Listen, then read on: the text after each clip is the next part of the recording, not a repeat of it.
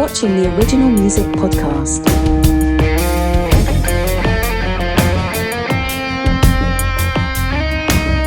With your host, Raymond Hemms.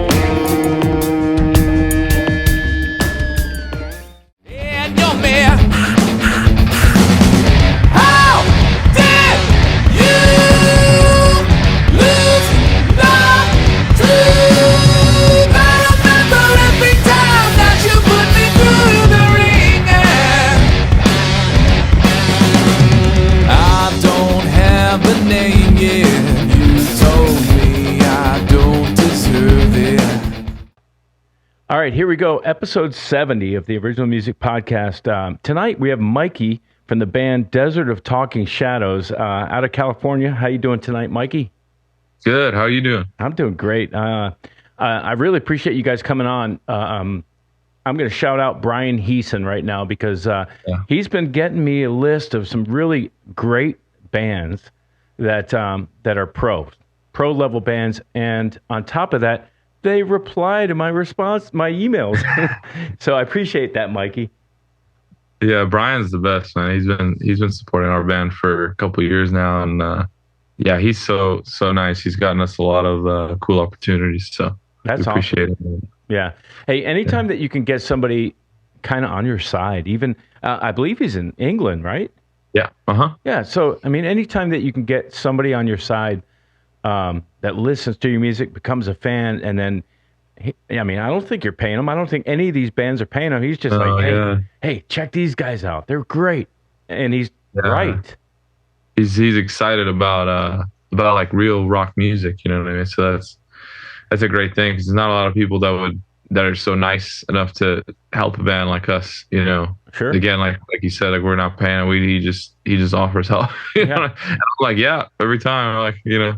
Yeah. Anything you want to do, you know. Now, have you ever talked to him? Like spoken on the phone like this? Anything. Not like that, but I text him all the time on Facebook Messenger. Oh yeah. Yeah. We talk all the time on there.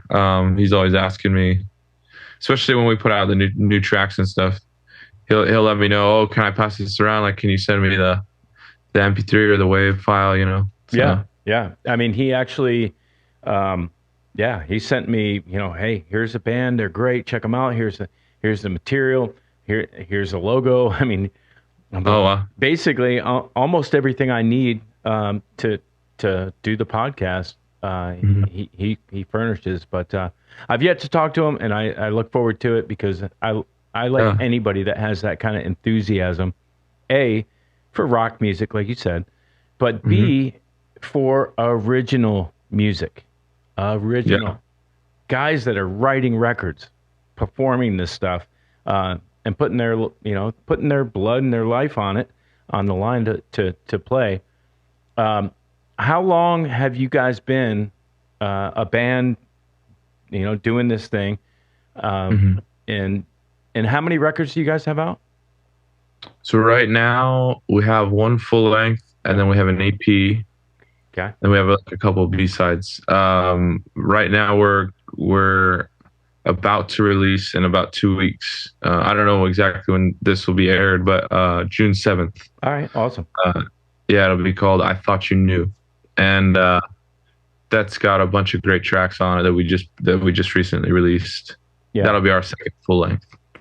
And we were talking off air, so I kind of know the answer a little bit to this, but where did you record this? We recorded 7 out of the 11 tracks out in Chicago with the late, recently departed, rest in peace, Steve Albini. Wow. And then we did the other 4 tracks over at Robert Lang Studios, which is in Seattle, which is the last place Nirvana recorded, and the first place the Foo Fighters recorded. And that was with an engineer named Kevin Youngkins. Okay. One of their in-house guys. But yeah, the Chicago stuff over at Electrical Audio, that was Steve Albini's place. We self-produced it, but he engineered it, so that was awesome. Yeah. Isn't it nice to be able to say, hey, I did notice one of the tracks was like 5 minutes and 46 seconds long. Isn't it nice to be able to say, yeah, that's the length of the song. and not having a label say, no, it needs to be 315. 315. That's it. Yeah, exactly. I know which one you're talking about. I think, but yeah, a lot of the times we never really worry too much about length, because it's like, I always say, if you're telling the story right, it could be 10 minute song, or it could be a 1 minute 30 song. As long as the story is properly laid out, it's got a beginning, middle, and end. So yeah, and in today's day and age, everything is non-terrestrial radio consumed. Yeah. So it's all internet consumed. Who cares? Yeah. Make it whatever you wanted to make it, and so that you're happy. If you're happy, the vibe will come through that, hey, this is what we wanted to do. Yeah, exactly. As long as the artist's creative vision is being explored properly, I don't think there should be a time limit, placed on that by any outside business source. Yeah, right. Yeah. Well, the other thing that I noticed was this stuff sounds and feels to me as if it was performed live in studio. It wasn't step recorded, so to speak. It felt like at least rhythm sections were recording at the same time. How did you guys do the approach to recording this stuff? That's pretty much how we did it. Usually, like with our last EP, Misato, we went with more of a building approach, because we wanted to do a bit of like a experiment, like Queens of the Stone Age, where and honestly, I think they do all sorts of different tracking methods, but just on that record, that EP, we thought, let's stack it after we do bass and drums. This one, a lot of the takes are live. Like, we would just pick one that had us performing pretty well. So I want to say like Queen of Disaster, The Wringer, Shakespeare, all that stuff we didn't change from when we left Chicago back to California. We would just maybe add one small guitar part for like a little bit of oomph, and then I track the vocals, and it's done. So yeah. So it really is a lot more live than some of the past records where we just redo everything. Yeah. Well, I mean, a lot of times it depends on how perfectionist you want to get. A guy might say, I missed one little part going into the pre-chorus. I'd like to fix that, but you go back and listen to it, and it's like, man, it sure feels organic to me. You can go down that rabbit hole of making things kind of too perfect. Yeah, and the way Rick Rubin puts it is like, a ton of work doesn't equal a better result. It just kind of depends on the song. It could happen in one take, and that's the demo, or it could take you 100 takes like Michael Jackson. It just kind of depends on the song, because sometimes you'll do the 100 takes and then realize number 3 was the one. So yeah. I tend to find when I'm recording here, especially on vocals, I find that to be exactly true. I did a session with a songwriter, and the track that was put down initially while playing acoustic guitar was, in my mind, I was like, dang, that just sounds locked in emotionally. It just feels locked. Yeah. And then another session was booked to, I think I can do better. And then we spent 6 takes with one mic, then changed to a different mic, did 6 more. And the whole time I'm going, take 1 was the one. It was, so I don't know if I want. Sometimes it's the feel. Yeah. Yeah. And the locked inness of if you're playing an instrument, you tend to be a little bit more locked into what's going on than when, you put a vocalist now in a booth with headphones on in front of a screen to eliminate pops and that kind of stuff. You start losing stuff, Yeah, I agree. Honestly, when I'm singing with the band as opposed to just singing by myself, I'm a lot more loose and relaxed. But the second I'm like by myself after the fact, you got to find the groove a little bit because you're not really used to singing with just headphones. You're used to the loud feel of the band and the amplifier hitting the back of you with the wind, so yeah. And especially live. I mean, like, there's one thing to be playing live, live in a studio setting, but like if you're in front of one person, it changes it changes everything as far as your attitude to and for me anyway, that hey, don't screw up, but kill it. Your job right now is to kill it. That's true. Even one person makes a difference. Yeah. So I don't remember if we were on air or not, but the band name and the meaning of the band. First off, how would you describe? And this is the worst question of all time to ever get. What's your band sound like? But how would you describe what you guys are doing, and how did you come up with the concept and all that?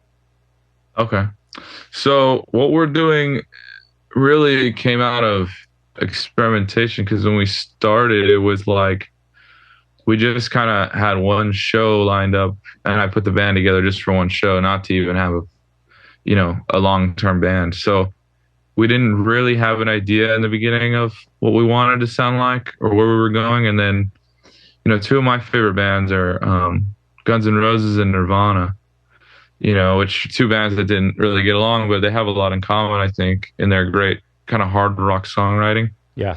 And so that's where I come from whenever I think of like a Dots song. I think it's got to have the 90s kind of harshness with the realism of like of the lyrics, and then the 70s kind of sound a little bit more of with a guitar solo and high energy, high pace kind of riffs and stuff like that. So I know Guns N' Roses 80s, but you get what I'm saying, like that kind of like guitar driven thing, but with the 90s kind of songwriting melded together, which I don't think anybody really does right now. Yeah, Foo Fighters is it, Yeah, pretty much. It's like the alternative rock kind of movement right now, and it's a lot of bands sounding the same or trying to rip off someone like the Foo Fighters, or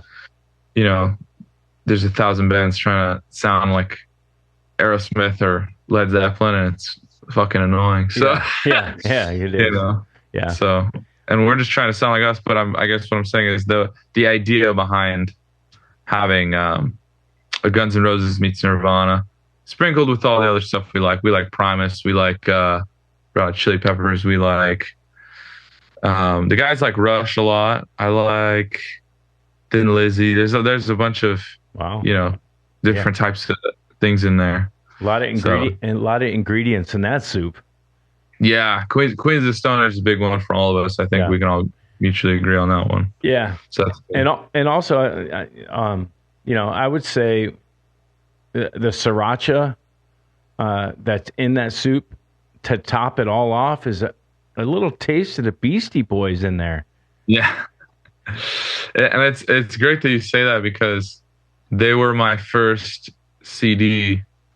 I think it was Licensed to Ill was my first CD, and then shortly after that I got Gorillaz Demon Days. So it's like, the kind of hip hop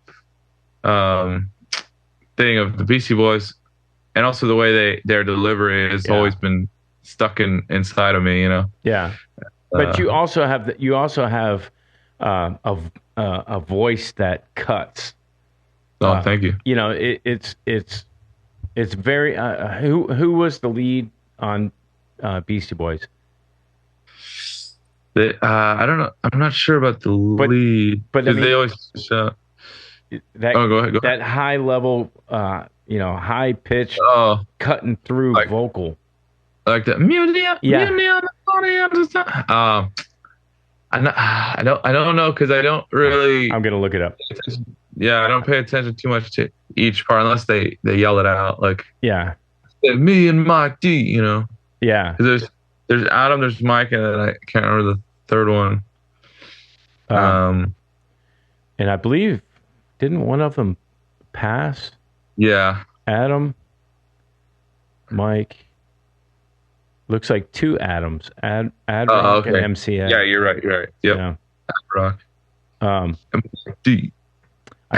Sounds like, it looks like they may have all vocally just been a part of it. Nobody's listed really as a lead. But yeah, that high pitched, yeah. So you're killing that part. Sabotage. Yeah, we've done Sabotage before. Yeah. As a cover live. Yeah, we did it down in Costa Mesa at the Wayfarer. That one's fun to play. Sabotage. Yeah. So what part of California are you guys out of? Orange County. Orange County. Okay, so you're right in the thick of things. Are the LA bars? I've actually played the Whiskey a couple of times.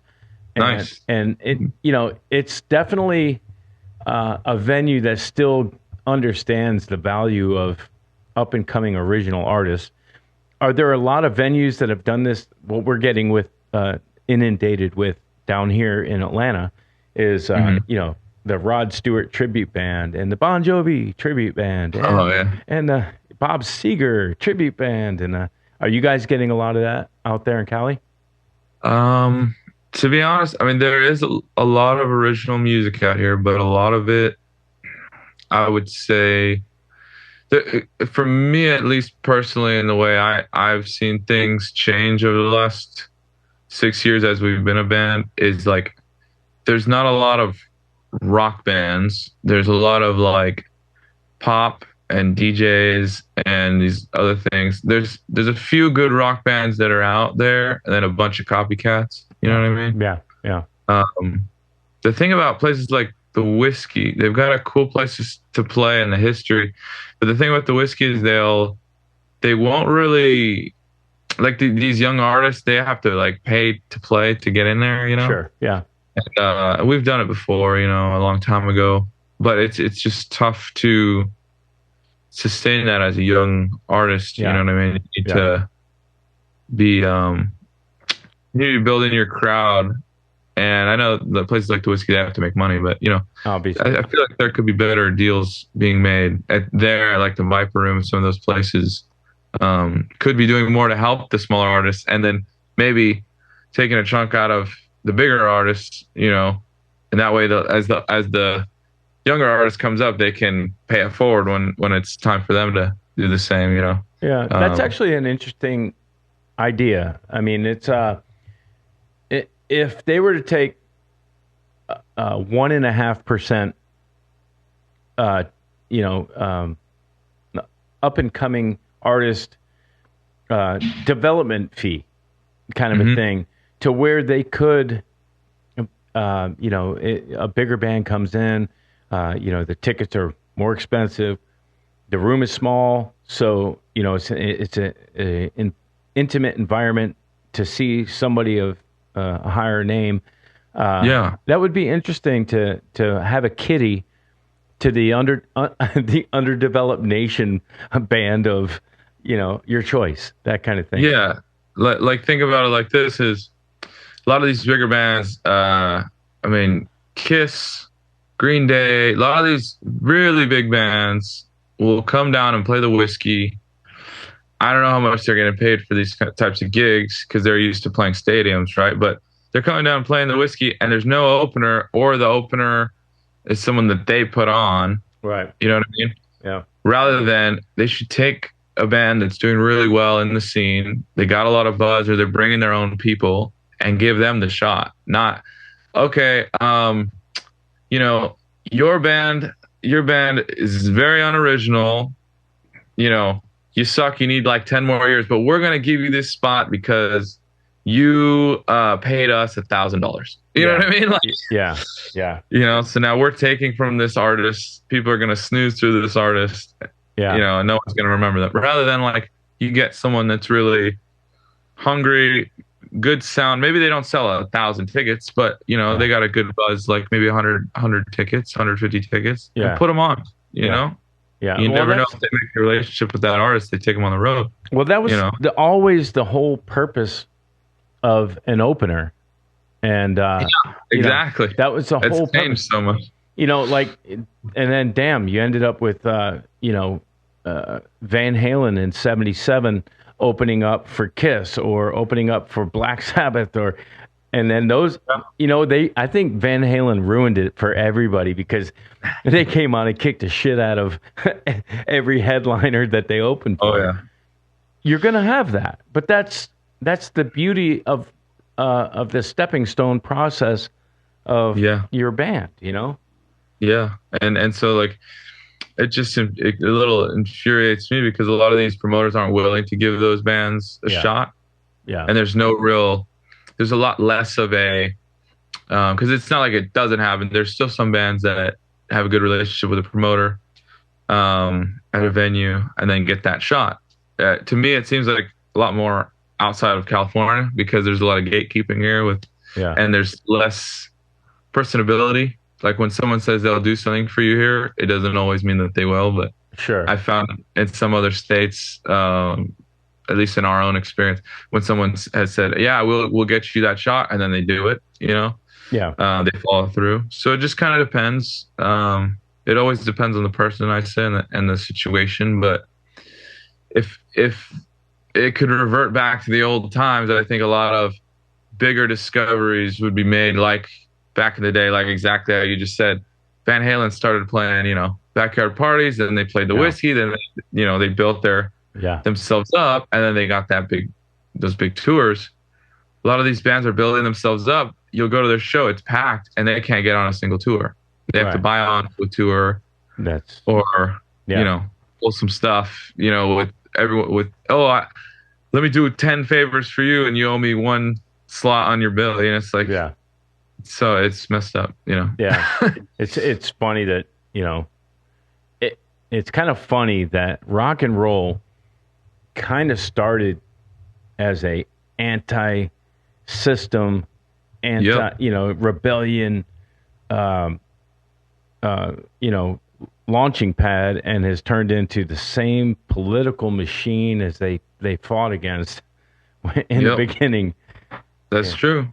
But there's still a few bands out there that refuse to play that game, and those are the ones that I respect. Yeah. But then there's some that just kiss ass and they just want to do it exactly through the political system. And, it's like there's a lot. I think there's, what it is a lot less self-belief. Like for me, I've been offered a ton of stuff for my band, but we don't take certain things because we're like, okay, we know our worth. So we go, okay, is that really what we should be doing? You know what I mean? Other people will go, this is our only shot. This is our only shot. Yeah. Say yes to everything. Say yes to everything. Yeah. Yeah, exactly. We've had so many opportunities where it's like, sometimes it is good to say no, or sometimes it is good to say, why would I pay this much to be on that one festival or whatever? Yeah. When if you hold out and you get the right people behind you, you can end up on a full tour with, a bigger art that actually helps you launch your career better rather than doing. You know who I think does it right? Mm-hmm. Like it or not, the genre, whatever. But it seems to me that the country artists will bring up a younger artist, and I'm sure there's behind the scenes things of, hey, we'll help you do this, and we'll record your record. Just a small percentage of your publishing on your first record. I mean, that's to be expected in the business. And then if you break, then you can negotiate. But you have to give up a few things in order to get opportunities that are legit. But it seems like the country artists, elders, seem to help younger artists kind of get started and like be free, birdie free, launch them. Yeah, and I agree. And actually, too, you brought up something that clicked something in my brain to clarify from a second ago. With like the venues, the artists, the whole system, it should be like how it was back in the day. I guess what I was trying to say was, if you don't have a following, but you are putting in hard work and you do have a good sound and Yeah. promise, Yep. there should be a little bit more willing to help that artist develop rather than you go and do everything by yourself and come to us when you're ready. No, when you're know? successful. No. Yeah, when you're successful, you don't need them anymore. Come to us when you're already awesome. Okay. Yeah. Artist development's gone. Yeah, exactly. And so I guess that's what I was trying to say. And you put it in a really good way with the country artists. They will literally put someone on a tour with them. So like, let's say, I think his name is Luke Bryan, right? Luke Bryan. Yeah. Or some of those guys will get a younger person because they have more of a community in like Nashville. Yeah. Everyone kind of knows each other. So yeah, when they put them on and then like a year later or 2 years later, that other artist is doing really well, and then that artist does the same thing for the next artist. Right. So that's how you get, it creates a culture. These younger guys. Yeah. Yeah. The culture. Yeah. The Luke Combs. And, I just found out about, an artist actually. I was in Nashville not too long ago. Her name's Alana Springsteen. She's a really good songwriter. Yeah. Country songwriter. And she, I think, is on a big tour right now with another big name, but it's like they all know each other. Yeah. And, but they're also all really talented, so they all help each other, and it's really nice to see. And I wish the rock fucking community would do that because everyone's all for themselves right now, at least in the local scenes, It's all hoof and claw, tooth and claw, right? Yeah. In the rock world. Yeah, but you're absolutely right about that. That's what I meant about the venues. If you know that this band has promised, like they've maybe sent you some material, and you're like, okay, well they can't bring even 100 people. Let's say maybe they can bring 10 people or 15 people. Yeah. Let's just put them on as an opener. You start them at the bottom, so they go on early. They go on at 7:30 or 8, whatever. Yeah. And they play their set, and then they will slowly get. And it doesn't have to be for a big band, just for maybe a band in the scene that's doing a little bit better than them. At least they get a start. Or been around longer, or just been around a little longer. Yeah.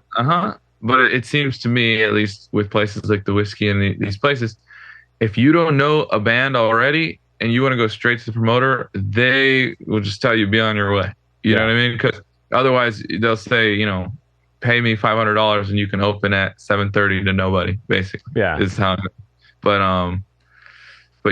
that's why I'm saying, if we had more promoters, more bands, more artists that will give the shot, then you'll see the Van Halens. Everyone's like, oh, where's rock music? It's because no one lets the little guy win. Yeah. That's true. You can't have a Van Halen if Van Halen doesn't get a stage. A stage. On stage, yeah. It's like, exactly. Hey, it's his basement Van Halen. Live streaming. It is unfortunate that that's the game. But I'll tell you, the only other way to break through that is if you get a shot or you buy a shot, that you're undeniable. Like, holy crap! Wow, there's 5 people in the bar, but look at that band play live. Yeah, that's kind of the counter to the kryptonite that we're facing. Is you better be right and tight and have great songs, and can you do a 30-minute? Can you do a 45? Can you do a 60 and retain people? Can you do a 90? Yeah. That's kind of the way I look at my projects. Is a 30-minute set is typically an opener type thing. If you're lucky, you get a 40, maybe a 45. Yeah. But then when you start doing your own shows and having openers for you've got to be at 90. You got to have a 90-minute show that's right and tight, as they say. But putting the work in. Yeah, put the work in and do that kind of thing. When you guys play live, what's the production level that you're working at? Are you guys doing like an X32 with in-ears and that kind of thing, or are you still doing live monitors on stage and that kind of stuff? I use in-ears on most shows now, just because it helps me with staying calm with my voice. Because as you sing, you get excited with sure, with everything out with your ears with no like protection or no earplugs or anything. Yeah. So I like to have the in-ears to just keep me grounded. Yeah. So that I'm hitting the notes and I'm paying attention. Otherwise, I just start to get really excited. The adrenaline hits harder. Yeah. Other than that, we're still at the stage where like we don't have lighting, we don't have Yeah. The venue you know, should have that. yeah. Yeah. But I mean, like on our end, Yeah. we want to get to the point, obviously, where we have our own sound guy, our own merch guy, Yeah. it's just it can be quite expensive. So right now we're still all everything in house, and I would say pretty much is the only in-ears on stage, and Yeah. and I hate to ask this, but how old are you? Are you in your 20s or 30s or what are you? yeah, no, I'm 25. Okay. I'm going to talk to you as old bull talking to young bull. And you know the joke. I unfortunately spent many, many years playing 100-watt half-stack amps and standing right next to, every crash cymbal my drummer had. And so now I suffer with a constant hiss in my ears, high-pitched, high-frequency tinnitus. I have it. Yeah. I have it on my right. I just got it a couple months ago. All right. Well, if you're not wearing in-ears at this point, no more ever open ear shows. It's not worth it. It's not worth it. Go ahead and wear your in-ears. Even if you're using floor monitors and you don't have in-ears, use them just for slight, ear protection. You know how you can just kind of lightly unseal an ear. I can still hear the room, but I'm still getting some ear protection from having, save yourself from yourself. Yeah. I agree. I honestly, I just started because a lot of the times as we've progressed, most shows I'll have had no earplugs so I can hear the monitors. And then as we've gone on, I find like at night, my ears will be ringing so bad. So I had started with the earplugs, then I went to the in-ears, and the in-ears to me are my favorite. Yeah. So every single show, I mean, we played a show last night where it was a smaller venue, so I couldn't really use the in-ears, so I just put the earplugs. Yeah. But 99% of our shows now I wear earplugs. Yeah. In-ears, because they're the best to hear what you sound like even with the floor monitor and protect your hearing. Yeah, because it started. Yeah. I want to say end of February or early March. Okay. I got the ring in the right ear. All right. So now imagine you're 54 years old. So another lifetime that of your existence plus a couple, and you have it every day, 24/7, nonstop, all the time. Doesn't go away. Makes you insane, man. So just you seem to at least have the awareness right at this point. You should, preach it to the rest of the guys in the band because it just sucks. What's funny is they've always preached it to me, and then I never thought it would happen, and then it did. Yeah. Sometimes that's how we learn. Yeah. So, but now I take good care of it. Even if I go to a concert, I'll wear them. Yeah, absolutely. Yeah, like the earplugs and stuff. I just saw Blur at Pomona Fox Theater. Yeah. Yeah, and I were they loud? Yeah, it was, but I loved it. I mean, sure. Like, Graham Coxon has his 100-watt super lead. Yeah. I love it. Yeah. So, but even with the earplugs, you can hear. So. Yeah. Well, that's the thing too. I was gonna say it doesn't have to be in ears, and it doesn't have to be those goofy orange foam shove them in your ears, hope they come out kind of earplugs. They actually do make some really nice earplugs that will only block out the super high-end frequencies. So you're still kind of hearing things full range, but you're not getting sizzled, so to speak. But wear something. And to be honest, this actually goes down a road of a conversation that I wasn't expecting to go down, but these venues that have high-powered PAs in a 300 to 400 seat room, 200 to 300 seat room, you don't have to use the entire 750 horsepower. Yeah. You know, make it a nice, rich listening experience. Yeah. Don't just blast them. Yeah. I mean, okay, I'm a rock band. Doesn't mean that the person that's coming to see me has to scream their order to the server. Let's make that a benchmark. You should be able to say, yeah, I'd like to 12 chicken wings, some fries, and a Guinness. At a level that's not screaming. If that's the listening level, you know, I don't know, maybe 80 to 90 decibels, maybe. Doesn't need 110. Doesn't need 98.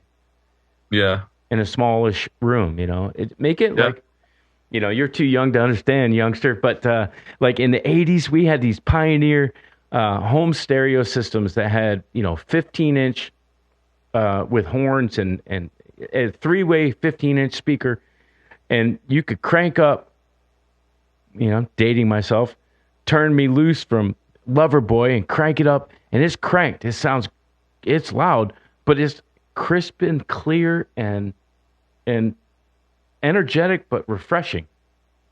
That's what the rooms should be at. Yeah, more high quality fidelity rather than just volume sound, you know. Yeah, that's a great way to say it. More hi-fi, less horsepower. But I am actually literally the joke that I used to say when I was your age. Hey man, if it's too loud, you're too old. I am literally, but man, maybe that's something about. I think they call that wisdom. Yeah, I agree. You know, I mean, or karma. Oh no, go ahead. Karma. Yeah.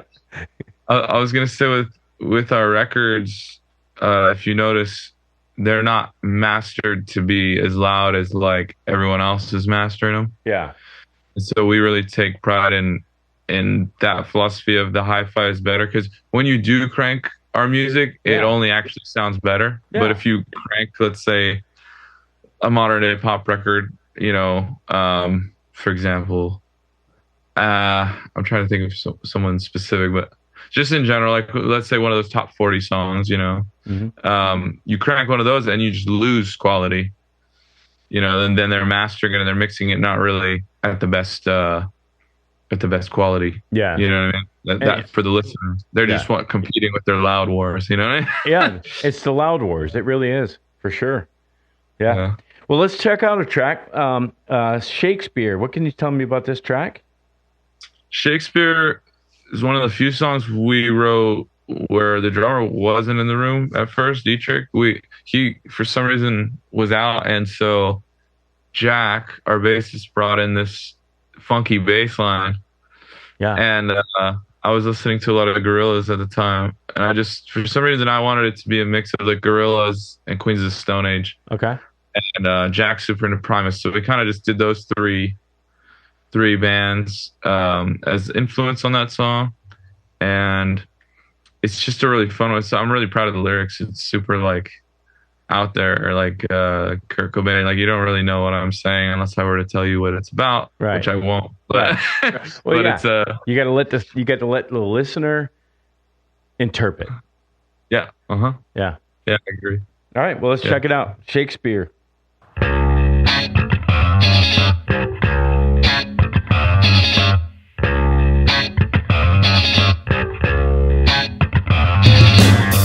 I walked upon the sun with bare feet again.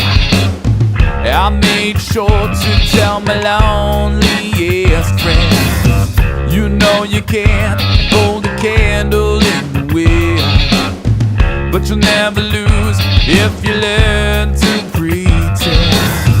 It's only my own kind, I wanna reach my step, and no other way, just take a look at him. Easier said than done, the other side of the bench.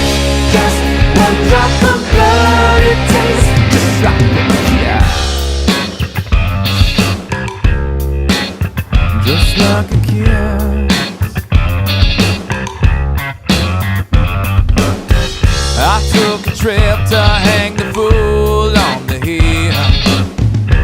couldn't help myself, but did it for the thrill.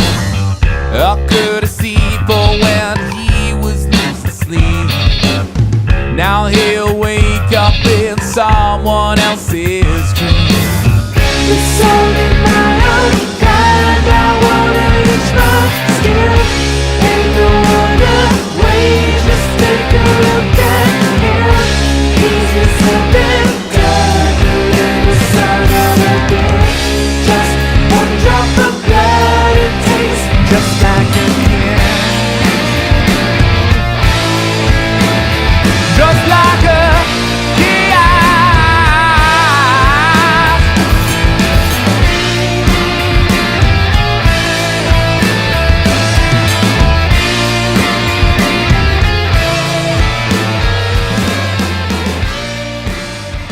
Sucks, man. Like, we couldn't get him. No bass player, no singer. You got a plan? Calling professional.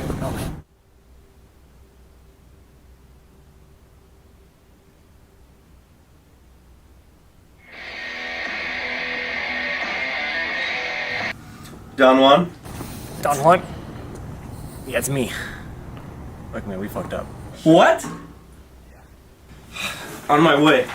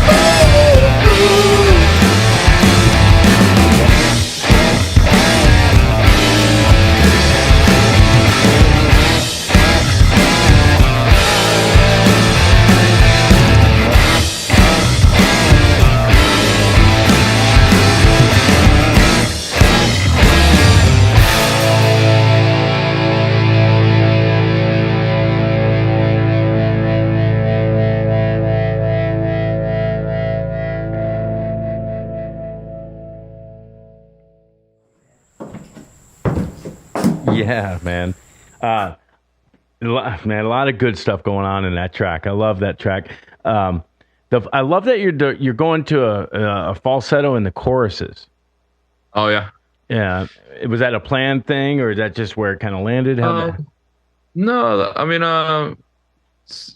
in the beginning of our band with the first record, I didn't really sing in falsetto a ton. Yeah. And then everyone said I sounded like Chris Cornell. And I love Chris Cornell, but I wanted to sound like me, Sure, yeah. So on Masato, the next EP, I made more of a conscious effort to do more falsetto stuff.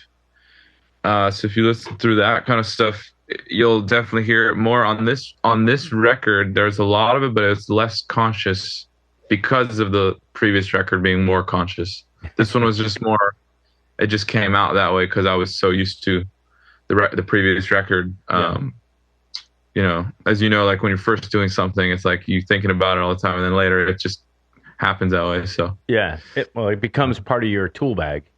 Yeah, Instead of I'm going to also do this, it becomes it just came out that way. It's in the bag. Yeah. The other thing too that I noticed in that was it definitely had a kind of there was a bit of a Chili's vibe in there with the bass tone. Do you know what he's playing for tone on that? What's he playing? Is he a Fender guy?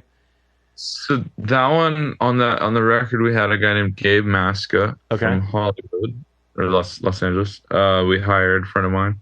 Yeah. And he used, I'm not sure about that particular song. It was either, because he used two basses on most of the record. Yeah. It was either a modulus graphite, which would be the actual Fleece signature bass. Yeah.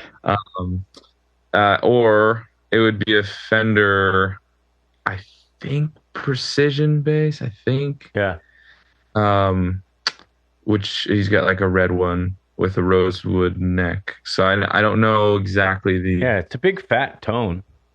Yeah, and he actually just used he used Steve Albini's bass amp. I can't remember what it's called.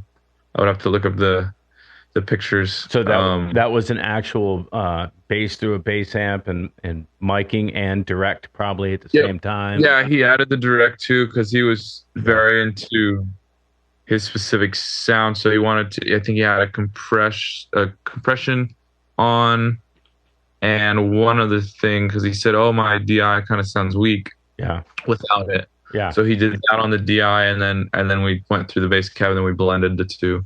Yeah. Because Dietrich, our drummer, he's the one that mixes everything. He does a really good job of blending things properly so that the tones are, Yeah, and panning too. The other thing I noticed was on several of your tracks now, especially now that I have my in-ears in, as opposed to in my car driving today, like now I can hear there's two guitar players.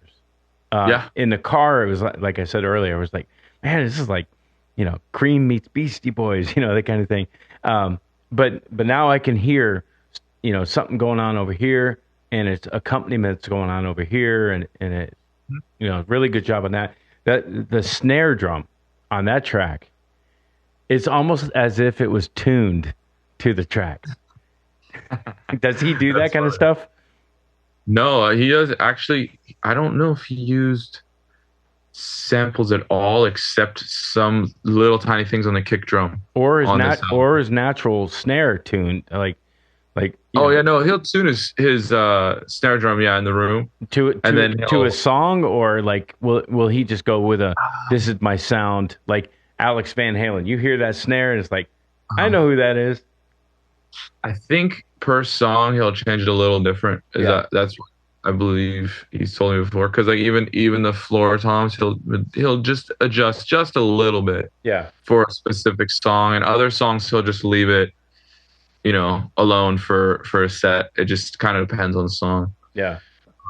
For this one, I don't know exactly what he did compared to the rest, but I do know that he does it sometimes. Yeah. I know you don't have the answer to this, but approximately how long do you think it take to record the track? How much time did you guys put in to,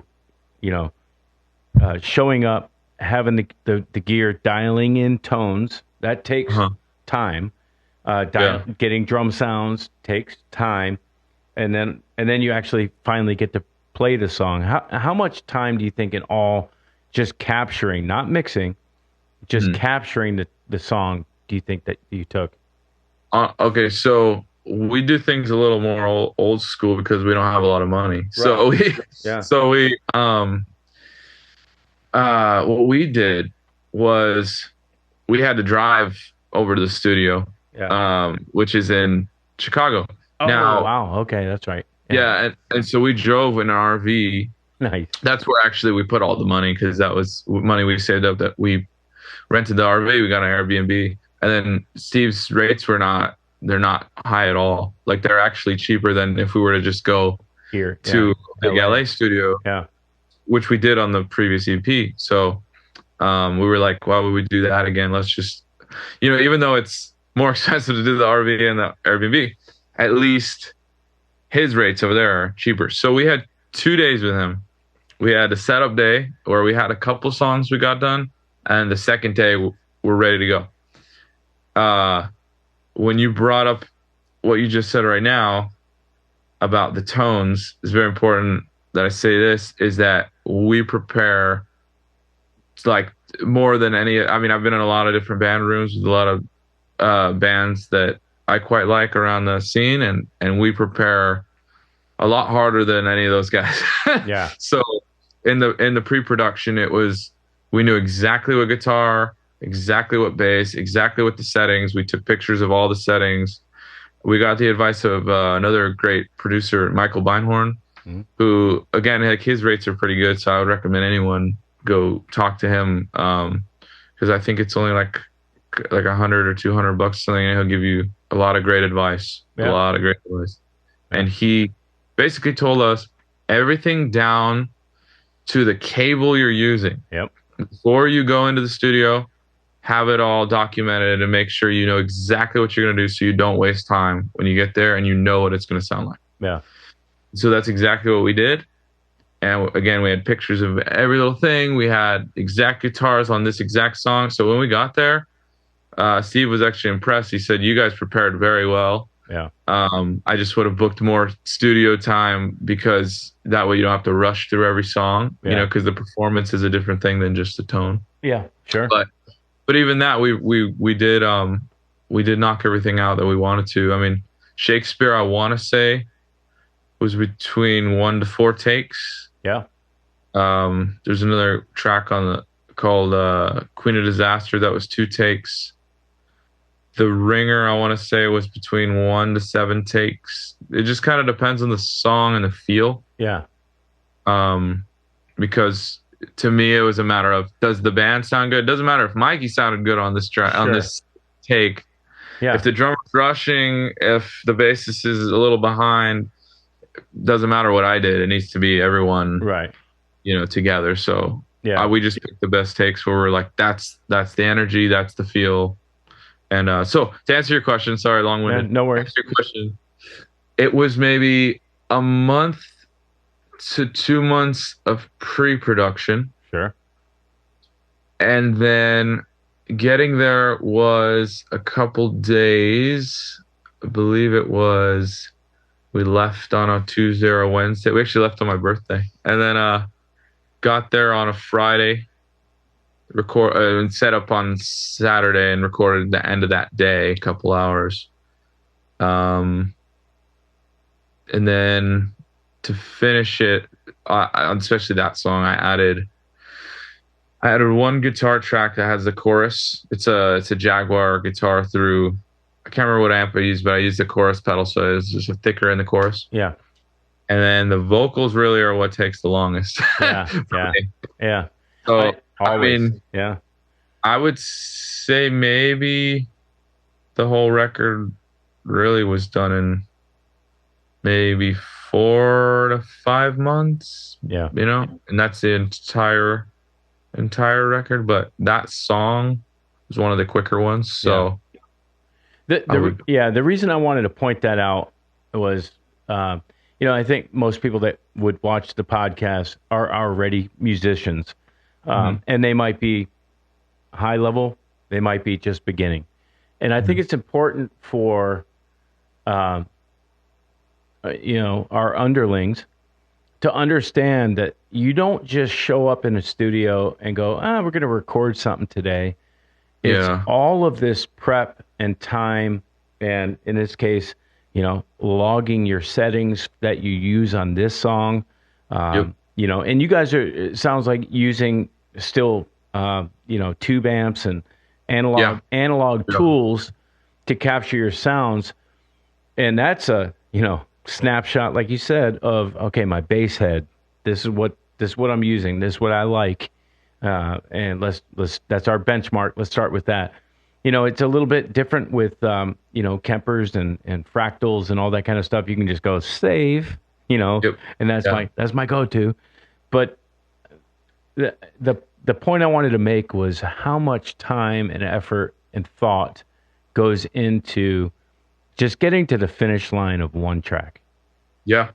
And then what you said about renting the RV and having an Airbnb, that's actually what it's all about. That's time hanging out together, yucking it up in the locker room, laughs, carrying on. That's the camaraderie portion, which in my case might be why I do all this stuff, the camaraderie. But yeah, man, it's a lot of work to get to the finish line of an idea. And whose idea was that track, Shakespeare? That track I would give the credit to, because who brought in the riff was Jack. Okay.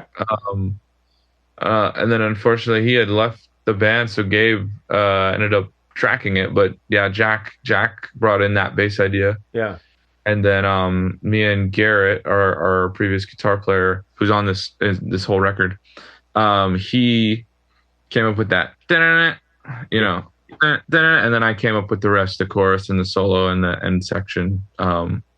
So if we want to, it's a group effort always, because like Dietrich, without Dietrich's little jam block that he's hitting. That was on my notes right here. Let's talk about Dietrich's block. Yeah. I have right here the drum block in the left speaker. Yeah. He, yeah, I loved it because it's something that I don't think we've done before, and I think we've written one other song with it, but then we had pulled it from Spotify because we wanted to redo it better. Right. Yeah. So yeah, it's a fun little sound, especially go ahead. It's an accent, right? It's just it's like it's like I got a woodpecker in my left ear. It's almost sounds like you're walking down the stairs or something. Yeah. Not obviously not as deep of a sound, but like to me, the first lyric is "I walked upon the sun with bare feet again," and then you hear the little jam block, and it's like, to me, that's perfect. Yeah, your craftsmanship from Dietrich. Dietrich's always written the best parts for the song. Yeah, you know, and even in the beginning when we started, it's like every time he's writing a part, he wants to hear what I'm doing vocally and on the guitar before he kind of does what he's gonna do. Yeah, solidifies the drum part. And that's called a guy that wants to play for the song and doesn't want to step on any parts. Yeah. You know, and that's what the whole recording process is listening to what everybody else is doing. Yep. And get the heck out of the way if you're overplaying on a part that, you know, you have to intertwine. You can't make a good hemp sack without your threads weaving perfectly together. Yeah, and it's like that's why they call it a band. It's like some people think that this whole thing is a solo thing when they get into a band, but it's like, no, if you want to play in a solo project, you go and pay everybody and then you just tell them all what they're going to play. But and that's why some of my friends up in LA, they're so overly talented. They could be on tour with whoever. Yeah. And that's how great they are, but they cannot for the life of them stay in a band because their ego gets in the way. It has to be about the song, and it has to be about the players that you're playing with. Yeah. You know, and so for me personally, I've always loved being in a band setting and just being like, here's the riff I've got, and then seeing the reaction go around the room of what this player is going to do to make it that specific. That's sound. the magic, man. That's the magic. Yeah. I do it a lot, man. Like we'll have rehearsals, start playing something, and if I can make the bass player go, yeah, and then the drummer goes, and then and then the singer, if we can get his butt to wiggle, all right, we're on to something. Record, you know, capture. Now that's a good segue to your rehearsal. Your rehearsal habits. Okay. When you guys rehearse, do you tend to record everything or wait until you get your butt to wiggle a little bit, like, oh yeah, okay, and go, okay, let's record that? Or do you just, I mean, I don't care if it's, in my day, it was a boom box in the corner, but, you know, we tried to record everything and go, you know what, that third idea we did was pretty magical. Let's develop that. How do you do it? For us, it's started off, like how you said, kind of, we needed to kind of get it down first and then record it. But now, in the last, I want to say 3 years, I just click record on my phone and I just let it run. So, you know, even if it's like 2 hours of writing a song and it takes that long, then I've got the whole entire process on the voice memo. You know what I mean? Yeah. Other times I'll kind of just record the idea and then bring it in, and we'll work on it a little bit. But the last like I want to say about 3 years, I've just recorded everything on my phone.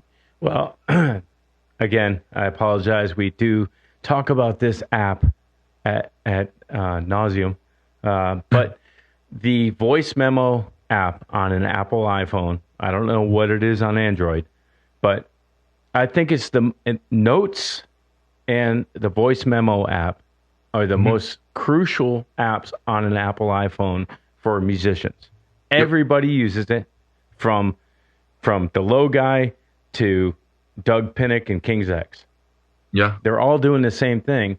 And can you believe how well that little microphone, if you place your phone, kind of in the center of the room, maybe a little bit away from the drum set, how good it records?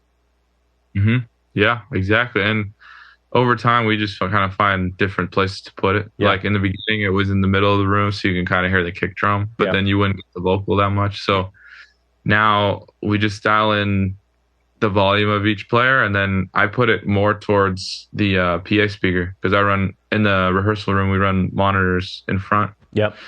And so, so I just leave the little phone right where I can see the lyrics. Yeah. In front of me. Yeah. And then that way you can hear everybody in the room. Yeah. That's awesome. Yeah. Well, man, I love the track. Let's check out the Wringer. And it says, I thought it was Ringer, but it's not. It's Wringer. Let's check this track out, and then we'll talk about it on the other side. Okay, sounds good.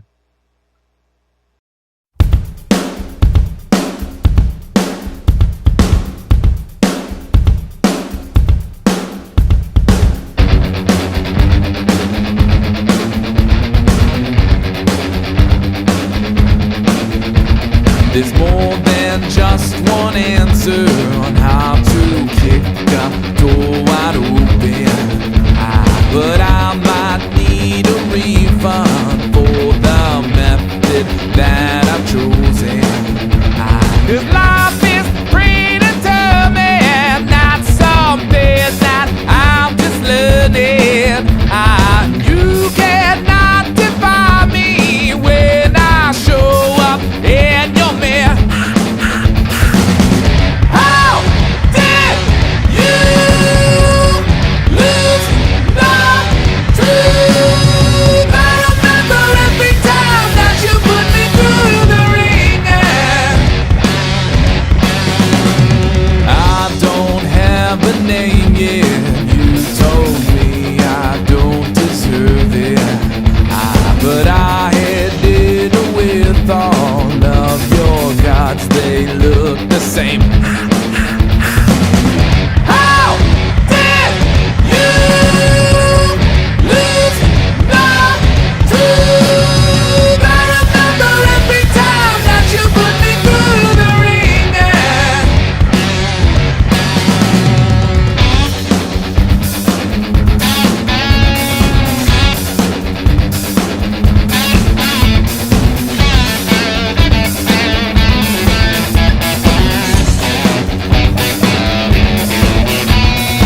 You're not one for secrets. Play the room like you can keep it.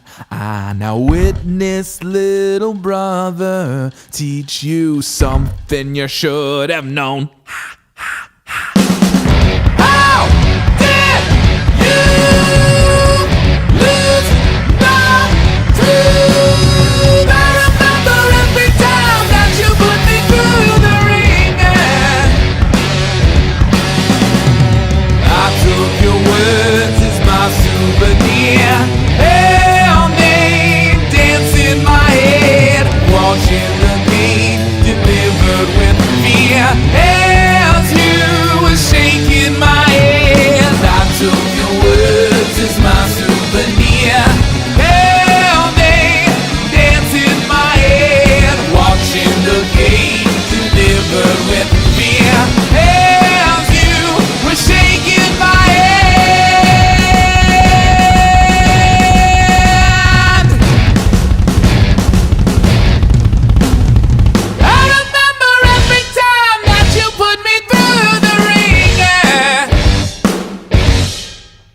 Dude, drums.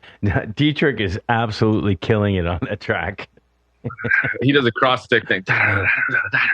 Yeah. Like Dave Grohl. Yeah. Yeah. Dude. Yeah, he's awesome. Yeah, another great track. We haven't talked about the guitar tones Okay. so much. Are you both playing, humbucker guitars? And what type of rigs are you guys using? You and Kyle. Oh, actually, on the records, Garrett. Okay. So I can't remember exactly what he was playing. I know on this specific track, I was using I have a 2014 Les Paul Standard. Mm-hmm.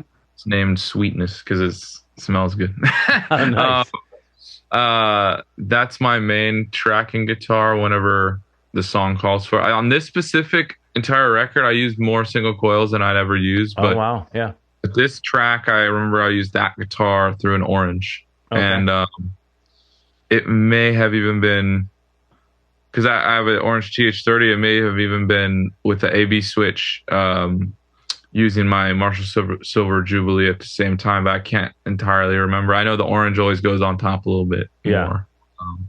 So I want to say it's that for me. And then for him, I think on this track it was also Les Paul. I can't tell you what year, might be a traditional. I don't know what year, but yeah, I think it was double Les Pauls. double humbuckers. Yeah, double Les Pauls. I mean, on this track. No better way to get a wall of sound than doing that. Yeah.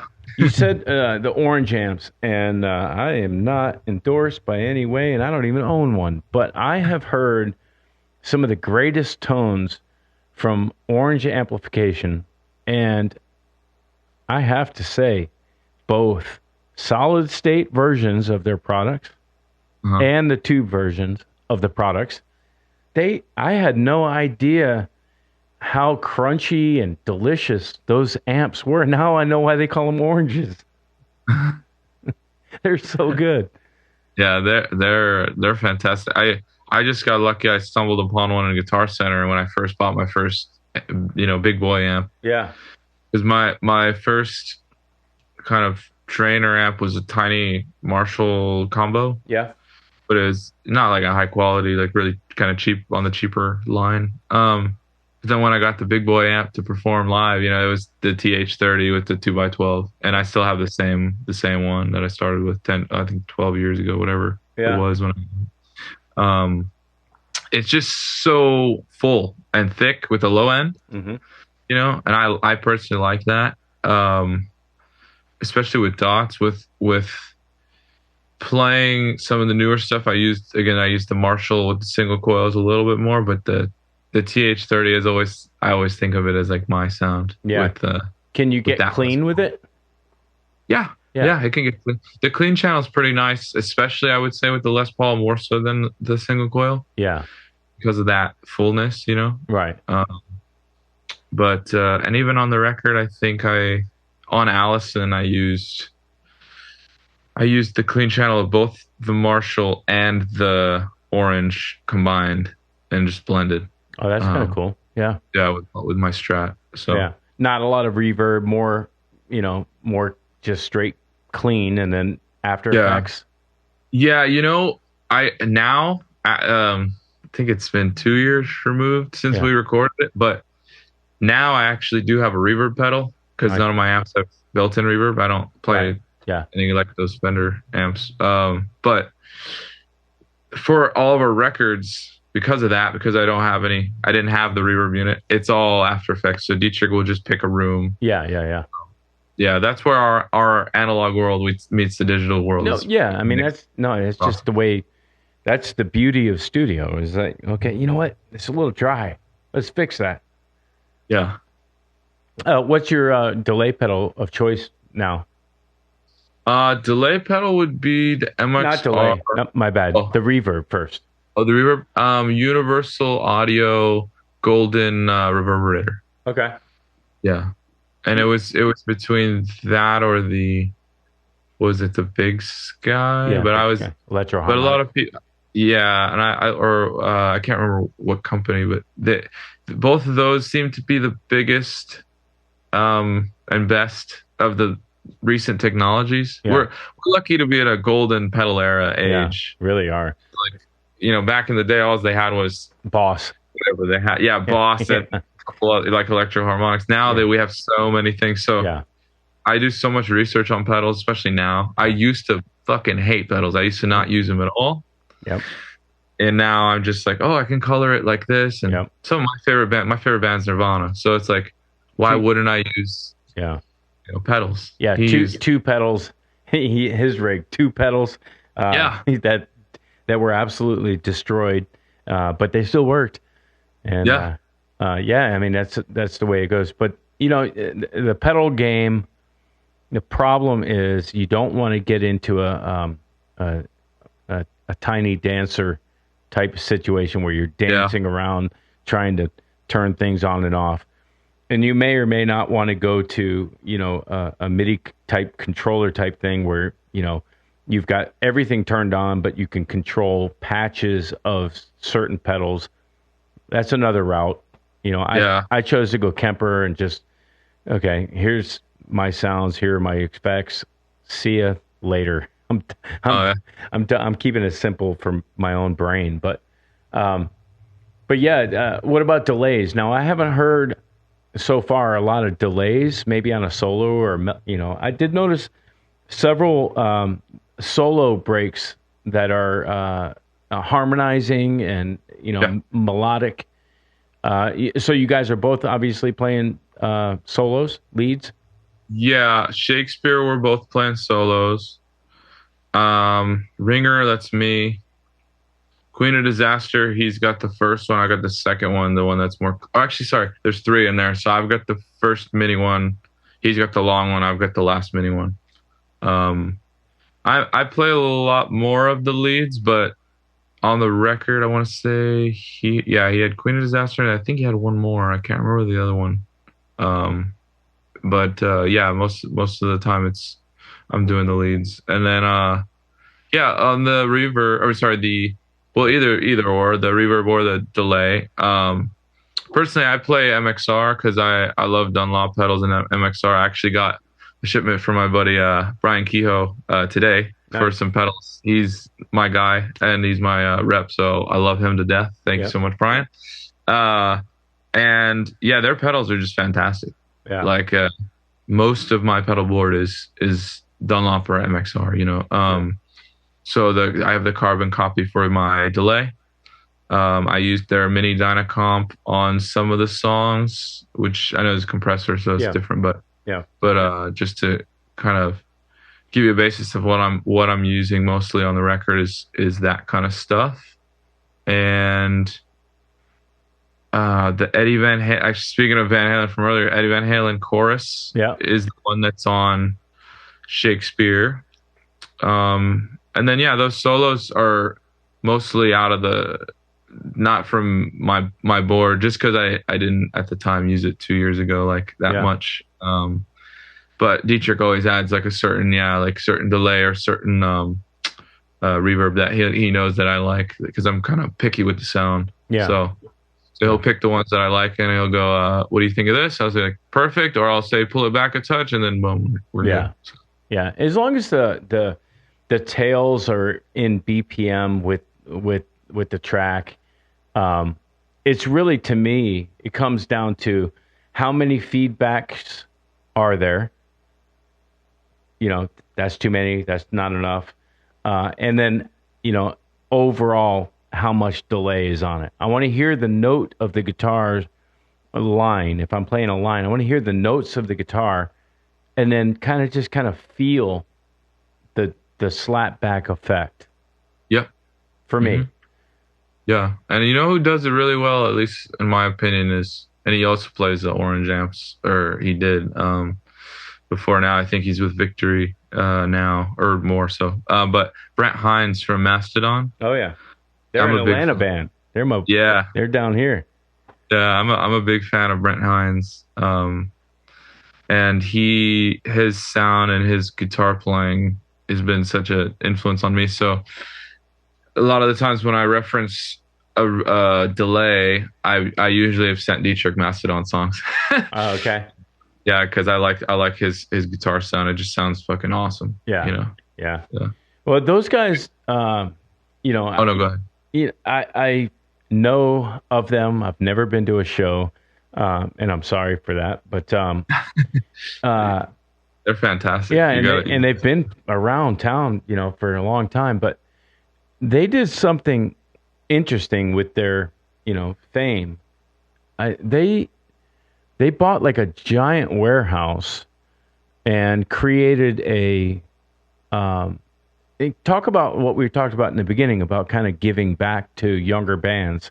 They created a rehearsal space venue that has, you know, multiple rooms to rent out and rehearse, and then I even think that there might be a main stage room, and there might be a recording studio there, but it's all like gated with, you know, automated gates and key fobs and, you know, kind of high-tech security. But it's kind of like I think it's like their playground, that's where they rehearse and that when they're in town, and it's like that's where they go, but they also have the you know, ability for younger bands to come in and have a place to go. That's awesome. Yeah. I didn't know. That's pretty cool. Yeah, it's really a cool spot. It's downtown Atlanta, and I'm pretty far north of Atlanta, so I would never go down there. But you know, it's kind of like you guys in, you know, Orange County and L.A. And it's like everybody's living on top of each other. How the hell does a drummer come up in an apartment complex without annoying a whole quadrant of a building? You know, That's true. electric drums. I mean, that's what I have to do here. But is that the That's true. answer? He's gotten lucky, Dietrich, with the having a garage in every place that his family's moved. Because when I met him, he was over in Anaheim Hills, and they were in more of an apartment complex, but we were still able to play in the garage, no problem. Yeah.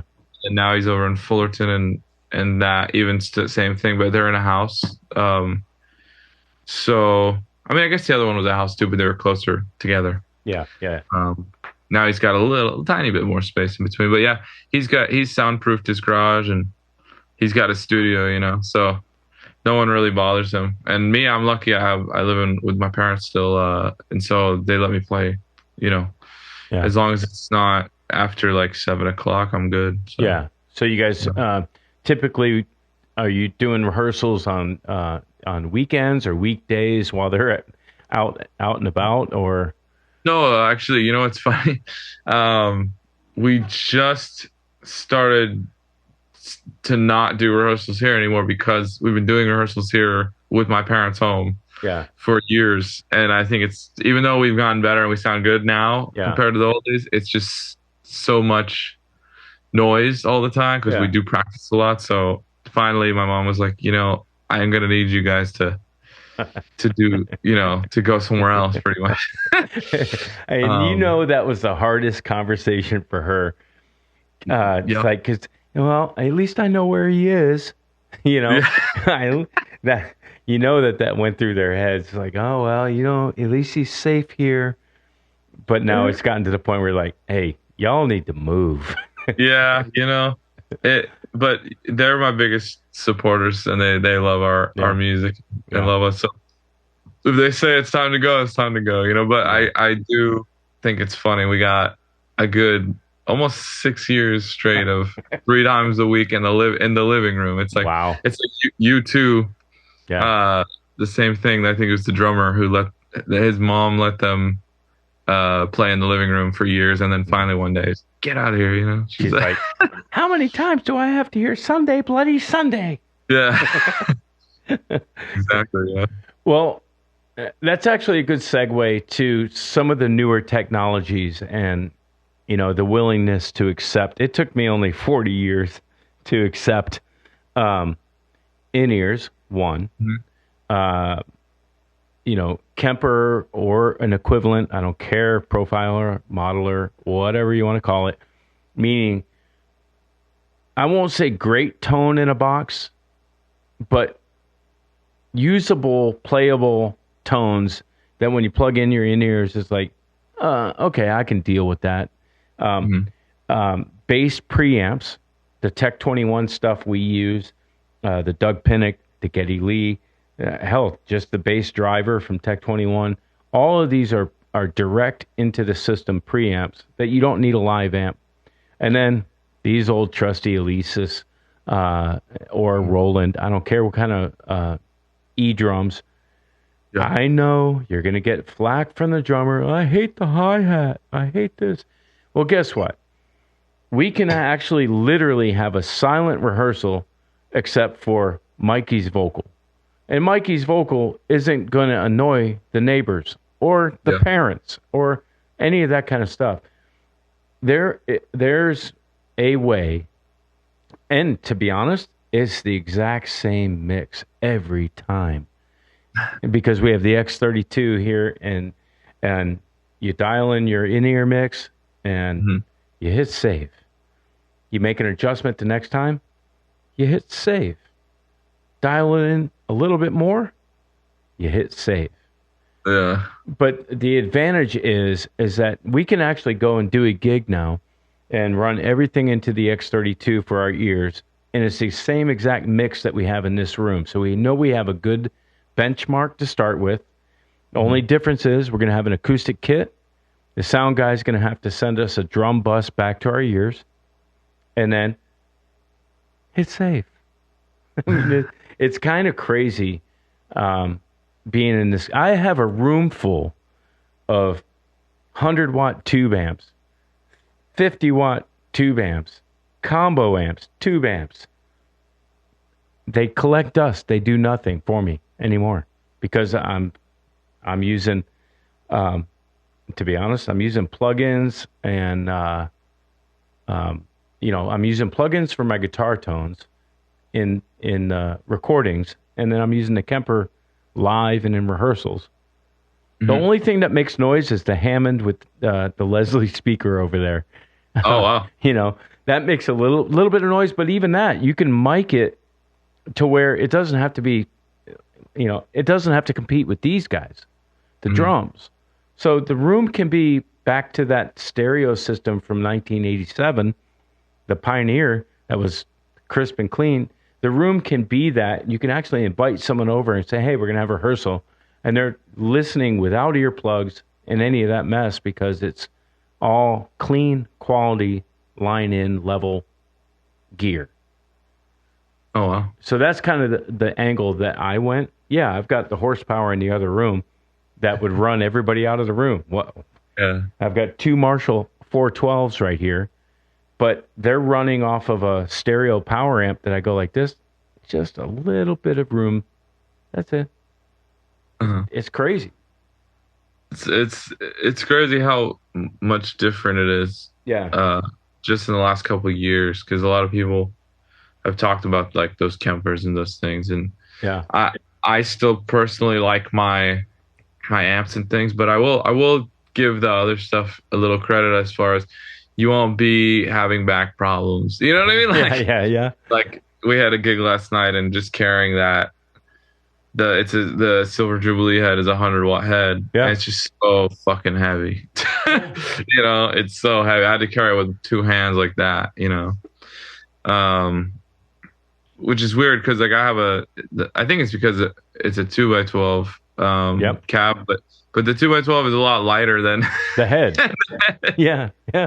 So from some aspects, especially of like what you just said, like the volumes and the saving of the settings and stuff. Yeah. That's very helpful in a lot of settings because like same thing last night. We rehearsed in my rehearsal space and we all had our volumes specific, and then we go into a bigger room and then we have to change the volumes. Yep.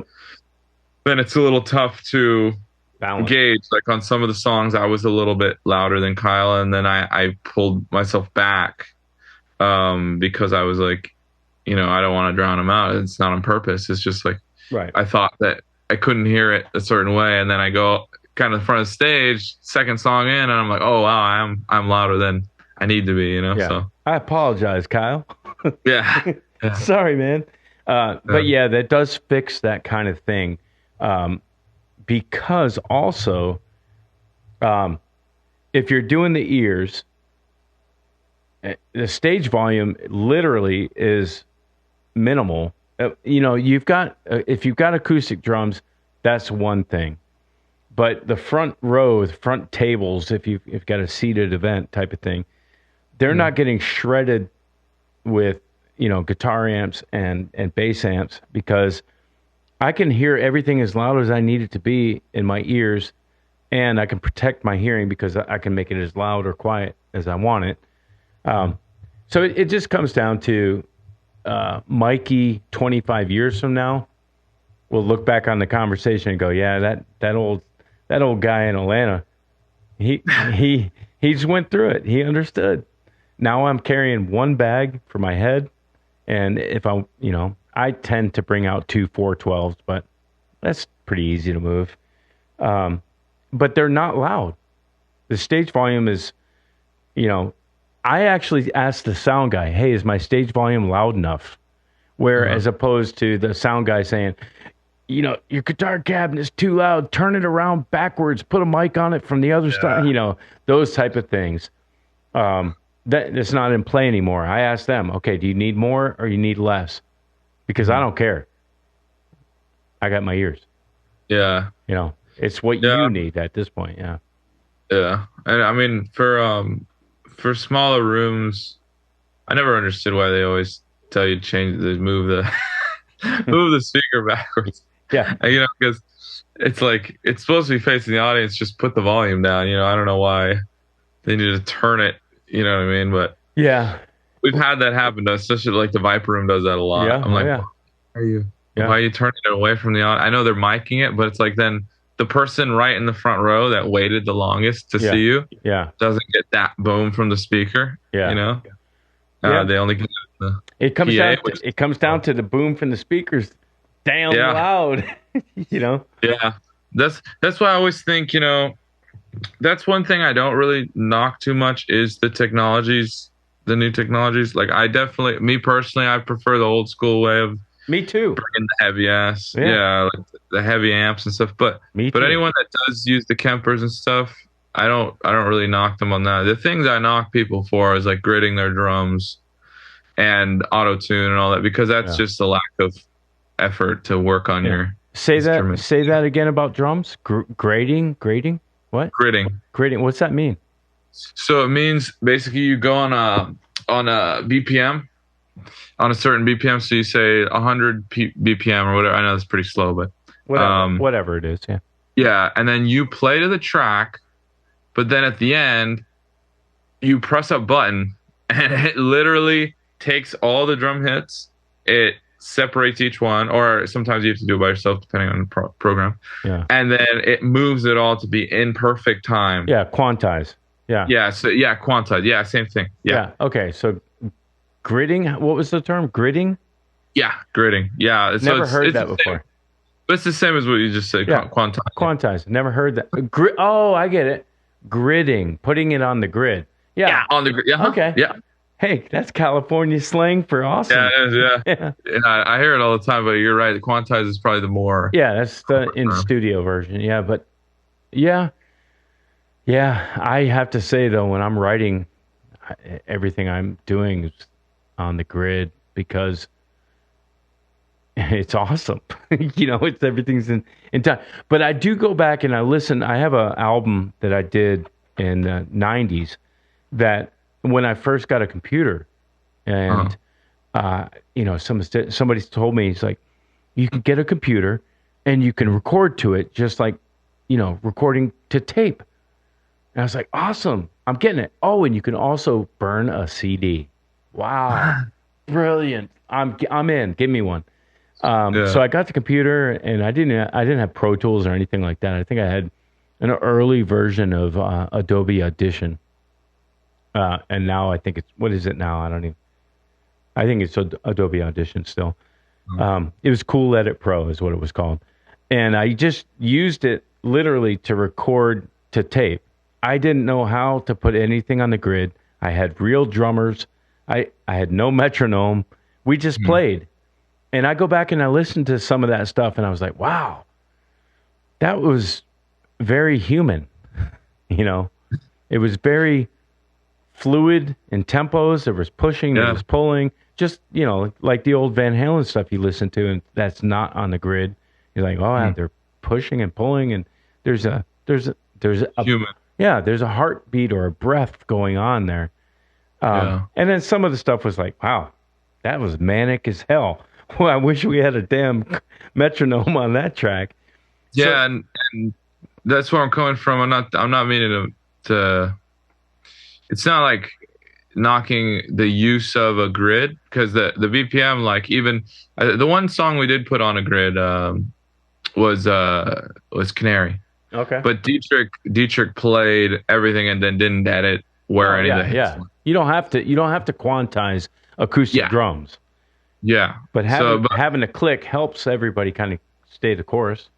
Yeah. Yeah, but I would say, I guess what I'm trying to say is where I do fault people, at least the ones that are on Octane rock radio, you know, and they play all these fucking things on Sirius XM that sound exactly the same, is because they're literally taking the soul out of the drums. They're just putting the same samples, the same sound, and they're quantizing it so that there's no push or pull. Yeah. Yeah. Which I think John Bonham is rolling in his grave, because, you know, he's one of the greatest of all time, and people clearly don't want to put in the work like he did to, you know, have that great innate feel. Yeah.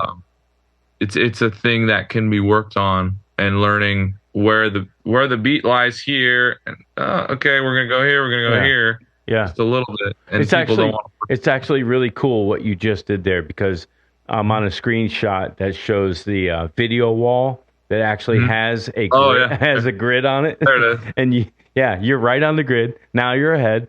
Go back. There you are. And that is actually a very good point. John Bonham, and you have to say in the same sentence, Jimmy Page producing this stuff. Jimmy Page realized that he had just a breathing heartbeat of a drummer behind him. Yeah. And it seemed like, to me, never tried to influence that. I mean, I'm sure there were conversations, but I mean, never tried to quell the lungs of the breathing entity, which was John Bonham, of playing the drums. Hey, play it the way you want to play it. They weren't on a grid, so there was probably no even thought of, no, you're pushing, you're pulling, you're rushing that, except for, in, orchestration of, say, their later stuff, like maybe even Kashmir, maybe T for One, maybe, I just think that there was such an organic unity of that band. Even when they were all messed up on drugs and alcohol and whatever, whatever they were on, even at their worst, they were still the best. And Aerosmith, very similar. It wasn't until Aerosmith got clean in the late 80s, and the Love in the Elevator and Pink is my favorite color era, you could tell they're on the grid. You could tell bands that went from being an organic breathing apparatus to we're on the grid. Love in an elevator, live it up till I'm going down. It sounded great, but it was on the grid, hardcore. And you can feel it, because it's a big difference between them playing, like you Toys said, in the Attic. Yeah, I love that song. Yeah, and that album, song specifically. Them playing, like you said, living, breathing organism. Because again, like earlier, I said, like a band, even just one different member in a lineup can change the chemistry. Sure. That's part of why we're putting the original lineup back together from back when we put out the first record, because we've had music that sounds only a certain way when it's those four people.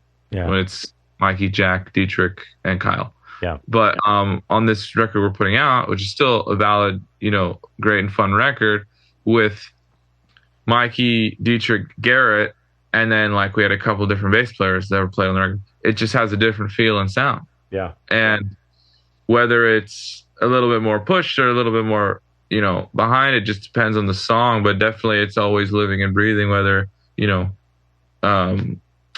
either way. But guess what I'm getting at is a band like Aerosmith, Led Zeppelin, these guys who have been lucky to have like the same lineup for the most part. Van Halen, with the exception of Sammy switching out. And good point, though. When Sammy came on board, what do you think they were on? The grid. Yeah. And did they have more? What's the argument? What they had more top 10 or top 5 or top number ones with Sammy than Dave? I think so. The numbers say that, but you could feel a distinct change in production. Production in that era.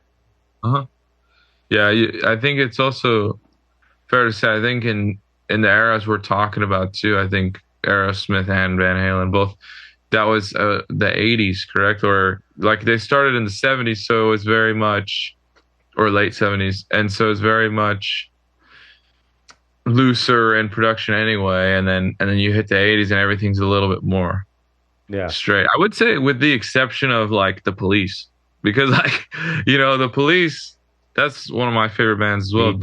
Me too. Yeah, Stewart never was on. Guess what?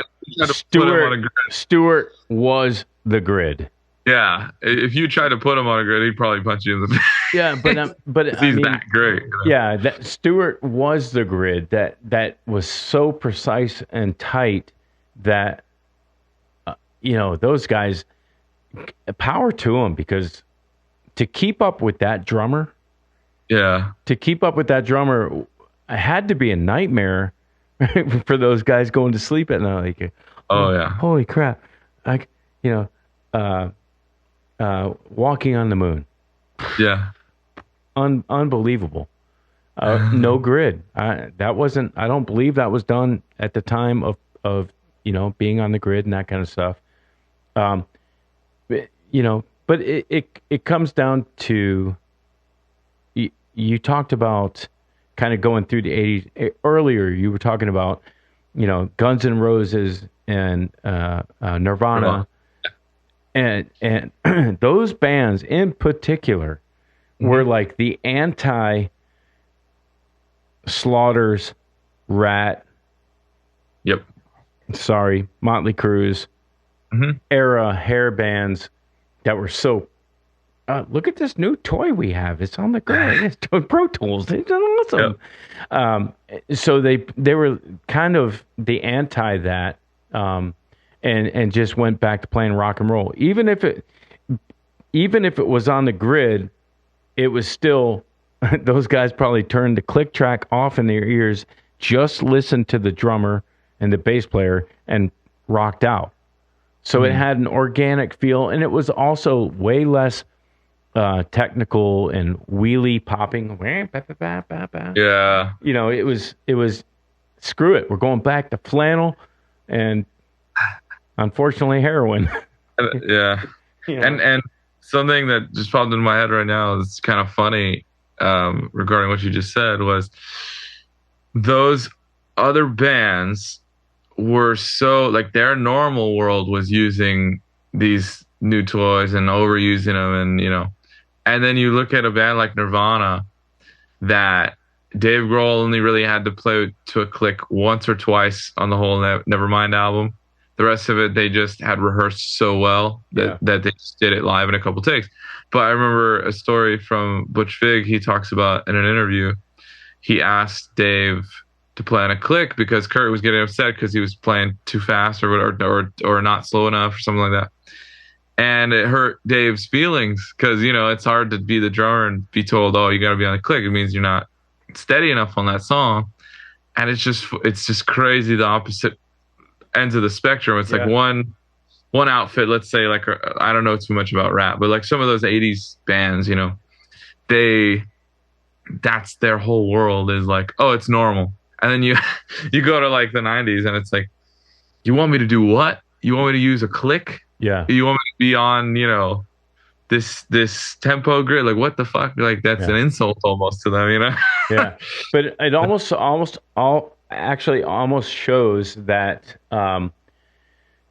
that you can combine them both. If you do it right, you can be on a click and play around being ahead of it, being behind it. It's just like we talked about with the Police. You know, if your drummer is just like a robot, which Copeland was, you know, the regular musicians that are playing with it are still pushing in front and pulling behind and giving it the human feel. It's just I think they started to learn how to actually play with having that information in your ears at the same time. And now look, we have animals as leaders. Yeah. You know what I mean? Some of the math rock or whatever you guys want to call it is so intricate, and there's still feel. Polyphia, there's feel there. Yeah. You have to be a physicist to understand the mathematics behind the songwriting, but that's true. There's still feel there. And so I think from the 80s getting that tool, to the 90s rebelling against it, to the 2000s learning to work with it, to the 2010s, to the 2020s. You know, it's been an interesting watch from 30,000 feet of, holy crap, these players are amazing. The technology is amazing if you know how to use it and don't overuse it. Yeah. I mean, that's all what good. I was trying to. Yeah, and that's what I was getting at earlier. Was that a lot of these bands nowadays, they overuse it, but it's not like it's a bad tool to use. Just don't overuse it, because then you don't sound like a human, you don't sound like a band, and you don't sound like yourself. You sound like a lineup of the same thing, and you can't tell the difference when a song ends and starts. You know? Yeah. So, well, let's check out last track we're gonna do. We'll just check out Canary, and this is on upcoming release or already released. This one's out, but it's coming out on the album on June 7th. Okay. I Thought You Knew. All right, sounds good. Here we go.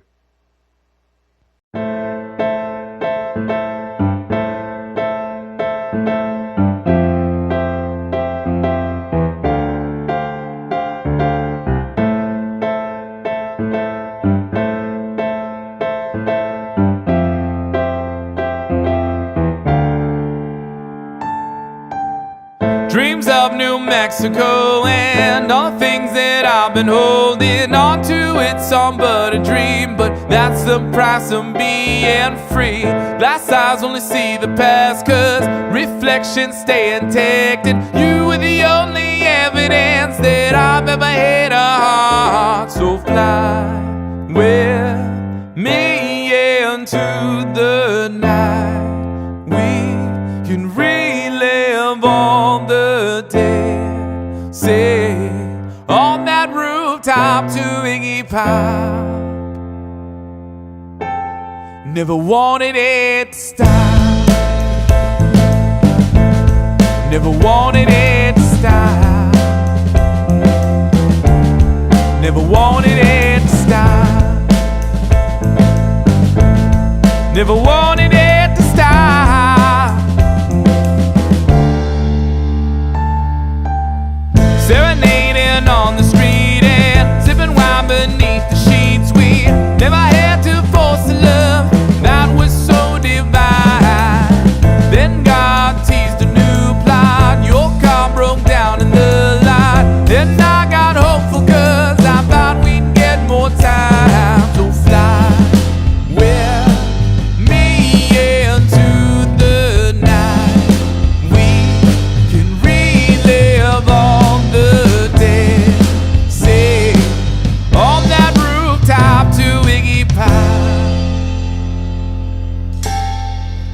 wanted it to stop.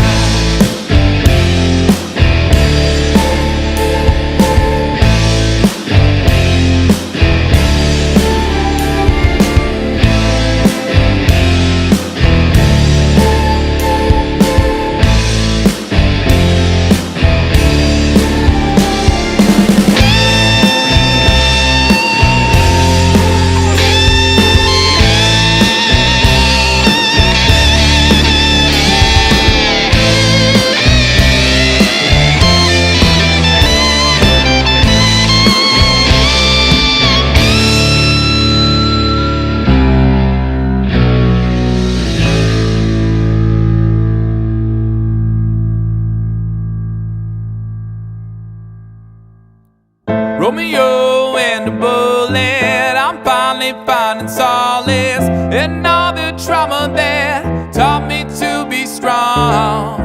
Postcards to reminisce, oh, place of a goodbye kiss. I hope you know that you're not just another song. So fly with me into the night. Live on the days, on that rooftop doing it. So fly with me into the night. We can relive all the days, on that rooftop doing it. Never wanted it to stop.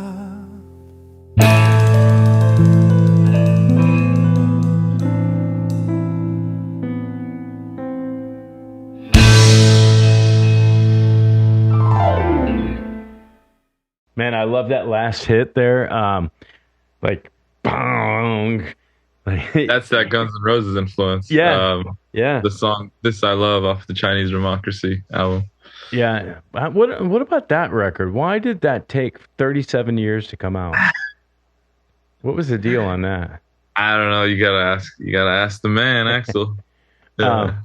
Yeah. So I'm actually looking up Albini, Steve Albini. Okay. And did he produce that track? No, so that track was done in After the fact? in, Seattle. Yeah.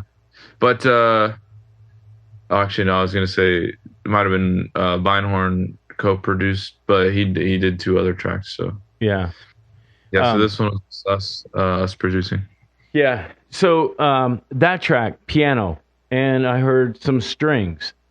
Yep. How are you going to pull that off live? Who's playing the piano part? I'm playing the piano part. Okay. Are you going to do that live, or are you going to track it? No, I have the live the keyboard. Okay. Yeah. And then the strings. You know what's funny is I just we have the guitar player play that. So Okay. it's, even though it would be cooler to have the violins, you know. Well, yeah. It's still such a simple part. It's just whatever, you know. So we just do it down the line. Let me see. Yeah. If I can remember it. Yeah. Yeah. Yeah. So it's just that, and then it's in drop D, so da, da, da, da, da, and then it's just an A note there. Yeah. Then again, and then I'm doing the on the keyboard. I'm doing what she's doing. Our violinist. I'm doing what she's doing underneath the guitar solo. Guitar solo is me on the record, but live it has to be the other guitar player because I'm on the keys. You're busy. Yeah. Yeah. Yeah. Yeah.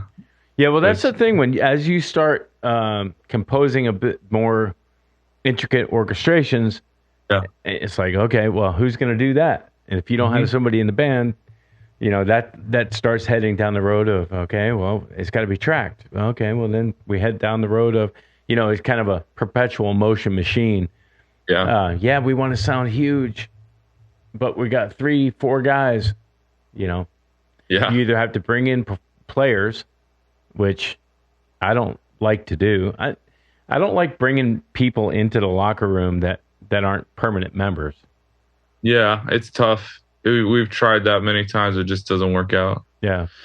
You know, because there's a certain culture within our band that we've kept is like we have fun on stage, but in the rehearsals and stuff and writing, it's very serious as far as like we want to make people feel something. We want to give them something that changes their lives rather than just let's write a song today. You know, like no, it's like if I have an experience to share, then that's how the song comes about. Not I need to write a 3-minute pop hit that's going to make us $1,000 or $1 million.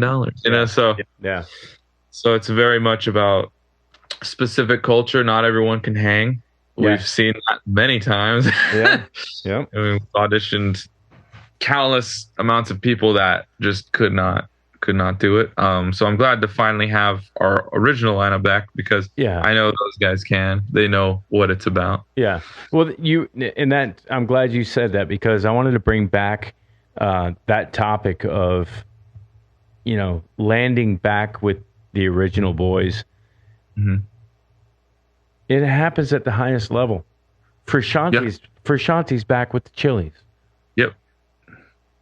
That really says it all. I mean, it's like, you know, I don't know how it all went down, but they allowed him to go and do whatever things he needed to do or take care of. Yeah. And then when it was all said and done, welcome back with open arms and to the brotherhood. And that's really what a band is. It's a team of knuckleheads that make harmonious noises together. Yeah. And you can see how, you know, people think that a lineup or a chemistry doesn't matter. It's like that's the perfect example of the Chili Peppers. They had only one change there between, I mean, they've had the changes over the years when they started with Hillel and Jack Irons, and even another, I can't remember the other guy's name on drums that played for them for a little bit. But later on, they get their most notable lineup now, Chad, Flea, you know, Anthony, and John. When John leaves and Josh Klinghoffer comes in, it sounds different. Yeah. You know, they're making like those two records, I'm With You and The Getaway, which I quite like both those records still. And I've met Josh, he's really nice. But Josh and John are such different players.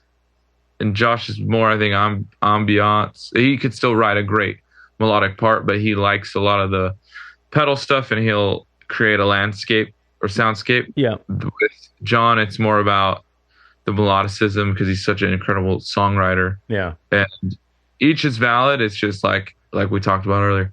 One person can literally change the entire sound and dynamic of the locker room.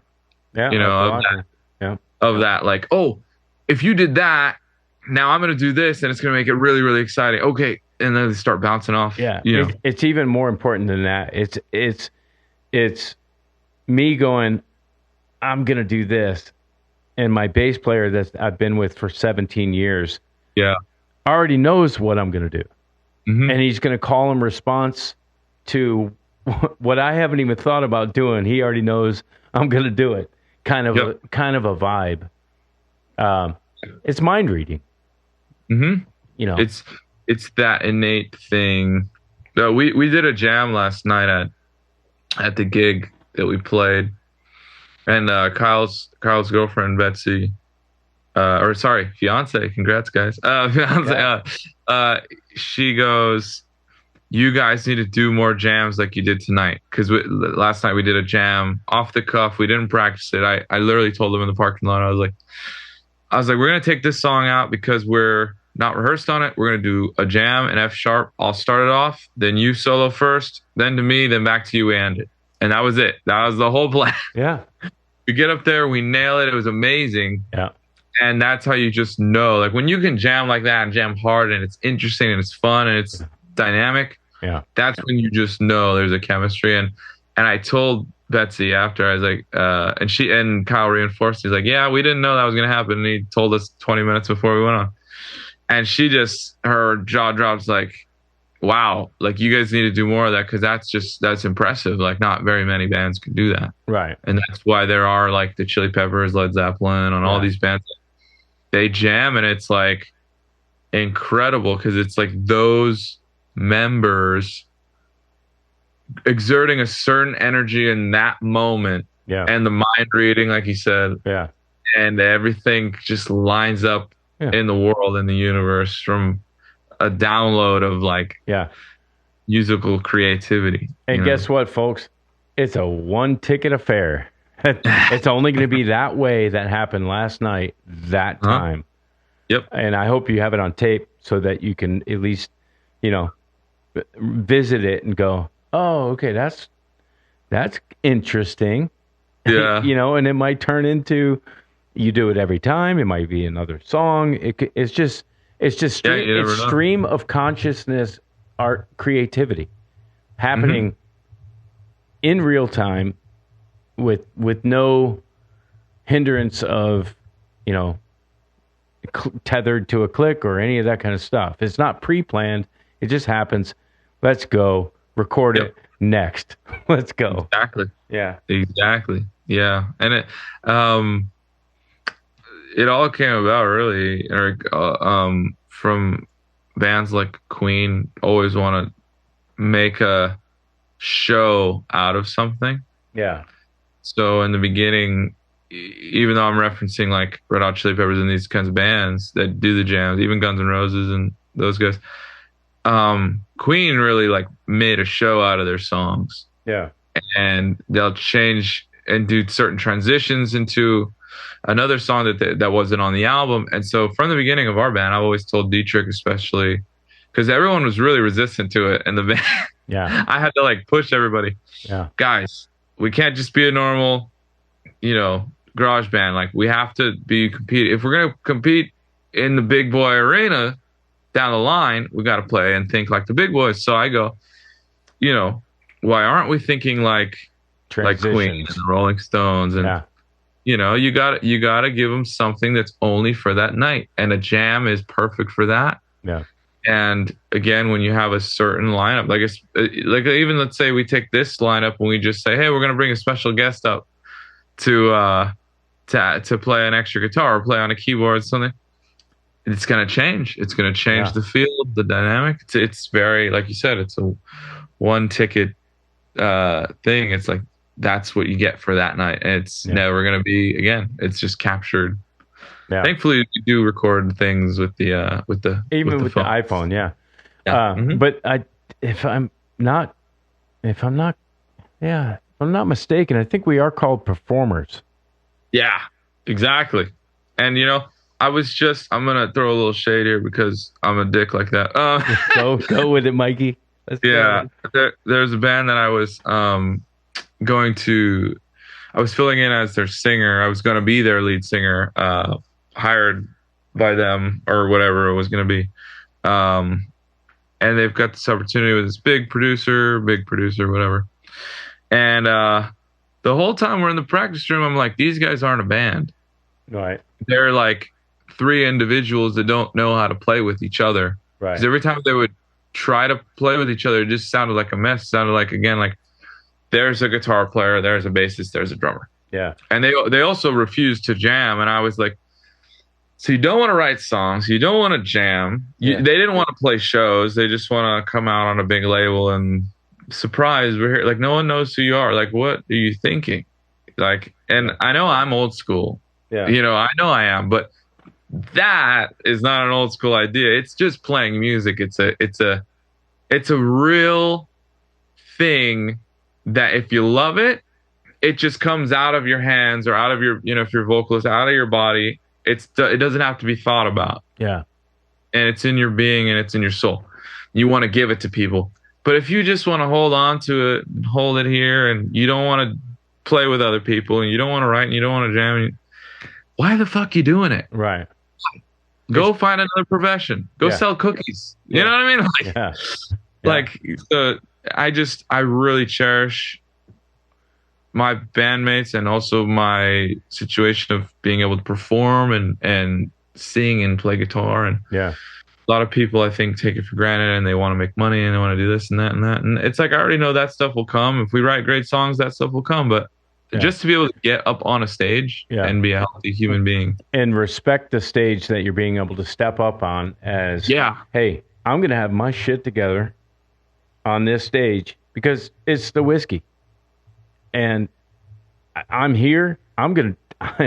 We're gonna be tuned up like Ric Flair in 1982.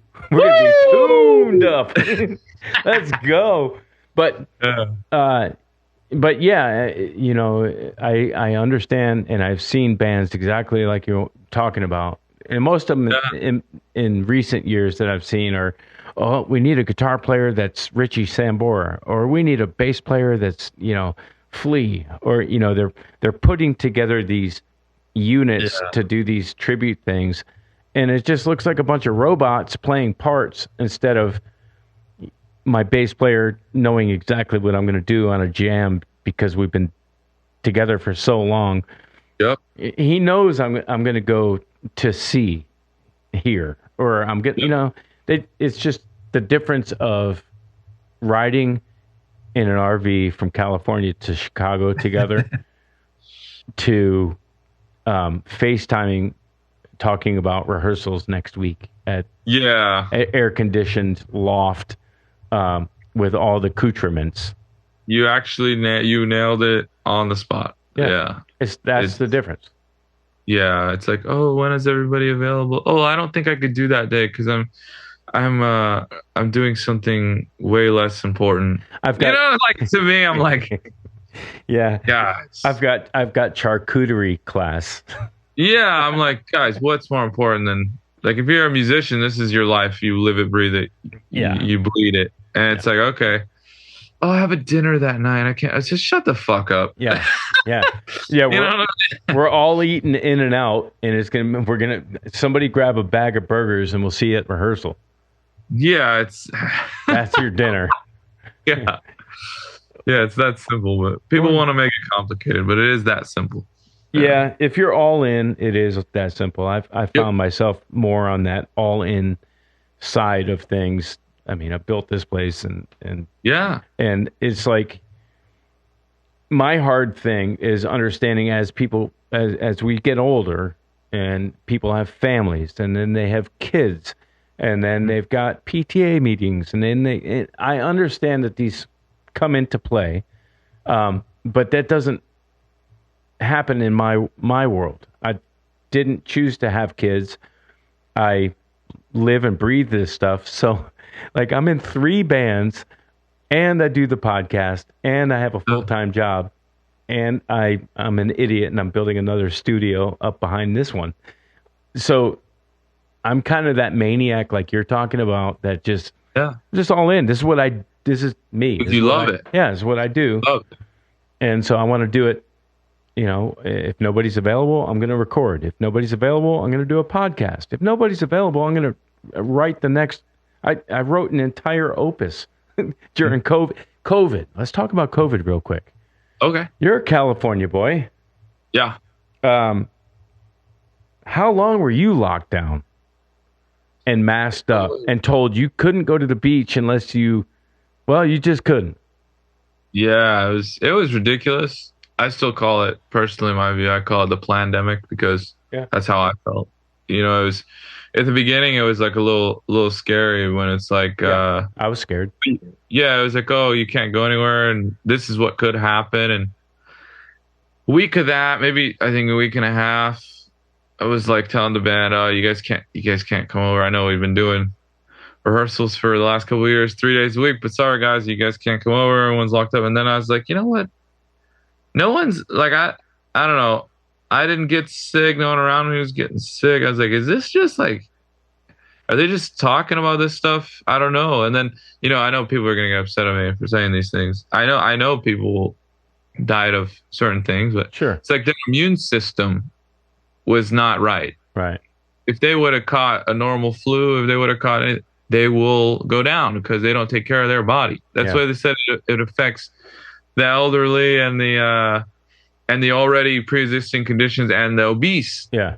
Because their immune systems are messed up. So if you think about it that way, all these people that complain about, don't you have any compassion for? Yeah, I do. But at the same time, you can't tell me, a young 24 22-year-old at that point. Yeah, 22-year-old that I can't go anywhere and I can't do anything and I can't play shows and I can't live my life. I can't even see my friends and I have to wear a mask everywhere I go. I used to just walk in without a mask and just, they would say, well, okay, well, we can't serve you. I said, well, that's illegal. Like, that's discrimination. Like, what the, Give me some food. Yeah, I've during that time and still now, and people talk about that time, I still feel like one of the few that actually had balls, because all these rock and rollers just submitted to whatever. And it's like, hey, Live Nation, let's go there. Yeah. Live Nation wanted me to have my documents in place, a passport, show 7 IDs. Yeah. And like, it was, they all got on board. The big boys got on board. I mean, the poor sound engineers, truss workers, the people that are, running, lifting, hoisting the lights and all that kind of stuff. Those people got screwed. Yeah, you could get your gig workers pay and it was unprecedented times. Like I said, I'm 54 years old.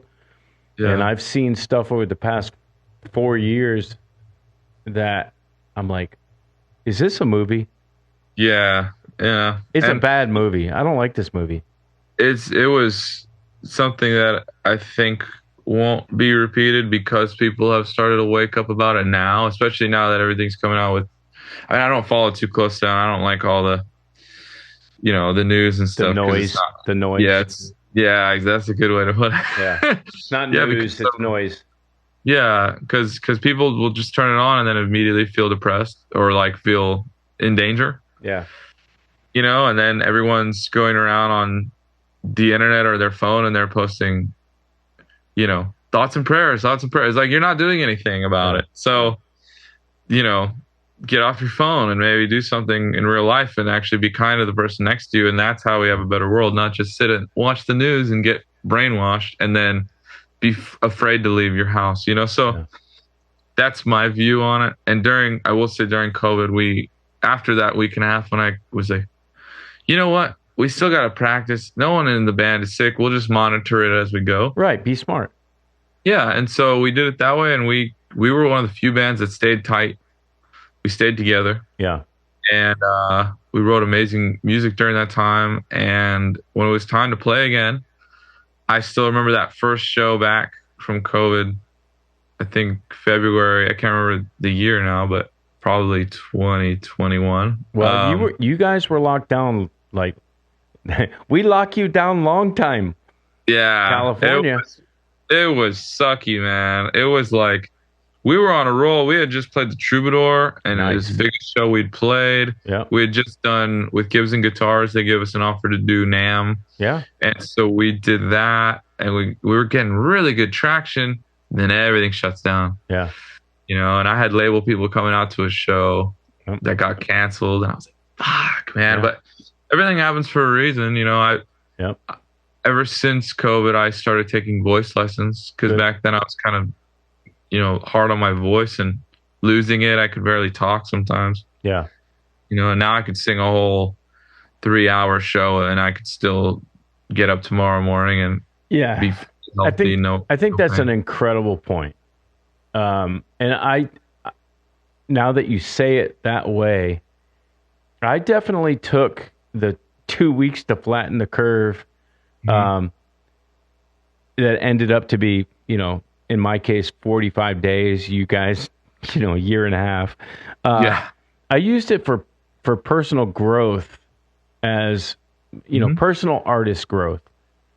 Like I said, I put together an entire new band and, all my music that was in the can recorded. And I was like, you know what? I'm going to focus on doing a solo project from my other 2 bands. And this is what it's going to be. And I did it. And I'm like, wow, I actually pulled that off and, filmed a documentary and the whole thing. But it was a opportunity that I would have never had to focus on personal growth as an artist, not a musician, this was producing going on. I mean, there was a lot of things that I learned. I learned how to put together. I built this in-ear rig, complete with an Ableton playback. You know, I mean, it was awesome. COVID was awesome for me, for that aspect. You know? You know, I did end up losing some people in my family and that kind of thing, but not to COVID, to other stuff, just age. And so it was, it was shitty, but it was good, you know? Yeah. And the thing about that was they were trying to inflate the numbers. If you passed of any other thing, they would just call it COVID. It's like, what happened to this, this, and this? What happened to cancer, the flu, and this, and this, and this? And it's, you know, so. Yeah, $12,500 happened to that. per person. That was, you know, it just unfortunately just oh well, let's go there. Let's go there. It just showed you what government, how it could go awry. Did you just happen to see the news? We're May 17th today. Yep. Night 17th. Like 2 days ago, the prime minister to Slovakia was just shot in an assassination attempt. And, I didn't know. And all things point to he had just denied the WHO. They tried to put in place some sort of pandemic emergency happens. The WHO is in charge, and he said no. I would say no. Yeah. Now they're killing prime ministers over this? Yeah, well, if you speak out against a big, you know, they'll take you out. Damn. It's like mobsters out there. No one wants to talk about it. No one wants to, like, look at it because it is really scary and really dangerous for the people that do want to help people and actually, you know, it's like this. It's like they've cured cancer. No one knows because they killed the person that, you know what I mean? Yeah. Like you think with all this other stuff that we don't have the cures for these certain diseases. They made a car that could run on water. Yeah. And then that guy got murdered. Exactly. The Boeing Boeing whistleblower said, you know what? These planes are shit. They're going to crash. The engines are falling apart. Dead. Charleston. What? Yeah. And then the doors are coming off now. The plane is right. Oh man. Well, that's why we have music, and that's why we have the ability to close off and boom, a song pop into our head, and we take the time to rehearse it, write down the settings, drive to Chicago, record it, and then release it on Spotify that pays you 0.003 cents a stream. It's true. That's true. You have that to look forward to. Oh, Mikey, what are we going to do? Yeah, it's hopefully people will, because vinyls are coming back. Vinyl's good, yeah. Vinyl's good. I'm a big vinyl collector. Are you? Yeah. Yeah, I love it. I love it. Do you have any like classic original? What's like in your entire collection? What is like your crown jewel, original, old school record that you have or was given to you, or what's the pride and joy? Nirvana in Utero. Wow. Original pressing I got at Record Safari in LA. Nice. And he's a well-known guy. I can't remember his last name, but his first name's Alex. And he goes around the country searching for records. Wow. And yeah, he had just opened his shop. Can't remember when it was, 2021 or 2022. But yeah, it was literally the opening day sale. Huge line. And man, I was looking through the window at the Soundgarden Super Unknown that they had. Original. Yeah. I was like, man. And I already had the In Utero on my list, and someone else got the Super Unknown before I got in. Literally like three people in front of me. Yeah. Know? But In Utero, that's my one. I love that record. It's a what's it called? It's colored vinyl, so it's got I think it's like a clear turquoise type of color. That one, and a couple original Guns N' Roses, Appetite for Destruction original cover. Yeah. There's a couple others that are not. What about Police? You got any old school Police? I have everything Police except for none of the original pressings. They're all represses. Yeah. Zenyatta Mendata. Yeah, that one. Oh my God. That one and Regatta de Blanc are my two favorites. Yeah. Front to back, they're just fantastic. Driven to Tears. Driven to Tears. Yeah. Unreal. I used to listen to that record in like 1988, 87, 88. I graduated from high school. My brother had it, and he had the old school Sennheiser yellow foam headphones with a headphone extension cable that you could plug into the rig, crank it up, and then just go lay on the couch. And man, there's just listening to the depth of space of that recording. It just had so much air to it, and well, it was a power trio, so it wasn't overloaded with a bunch of nonsense. It was like this part, and that vocal with the amazing drums. That's all you need. Mm-hmm. Yeah, unreal. I've come to quite like trios. Yeah. Oh. Yeah. It takes a special player to be able to pull that off. Which is I'll finish it with this. We've talked about a lot of good stuff tonight.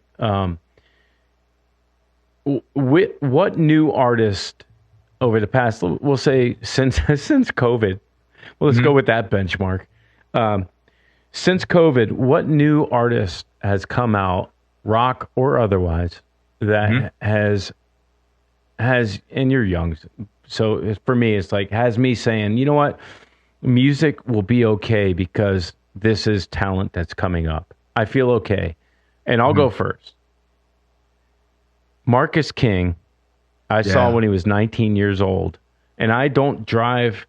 I would drive from Atlanta to Macon to see Jeff Beck, which I actually saw just before he died. I would drive that to see a legend, to make the effort, get a hotel room, get a buddy to say, hey, we're going to Macon, let's go. And I did that to see Marcus King. And when I saw him play and heard his band, what he put together, he was obviously the band leader. So at 19 years old, I was like, oh my God, it was like I was seeing Derek Trucks again. I saw Derek Trucks when he was 13 years old, well before the Allman Brothers, but could see, all right, that's a virtuoso. Joe Bonamassa, I saw him when he was 16.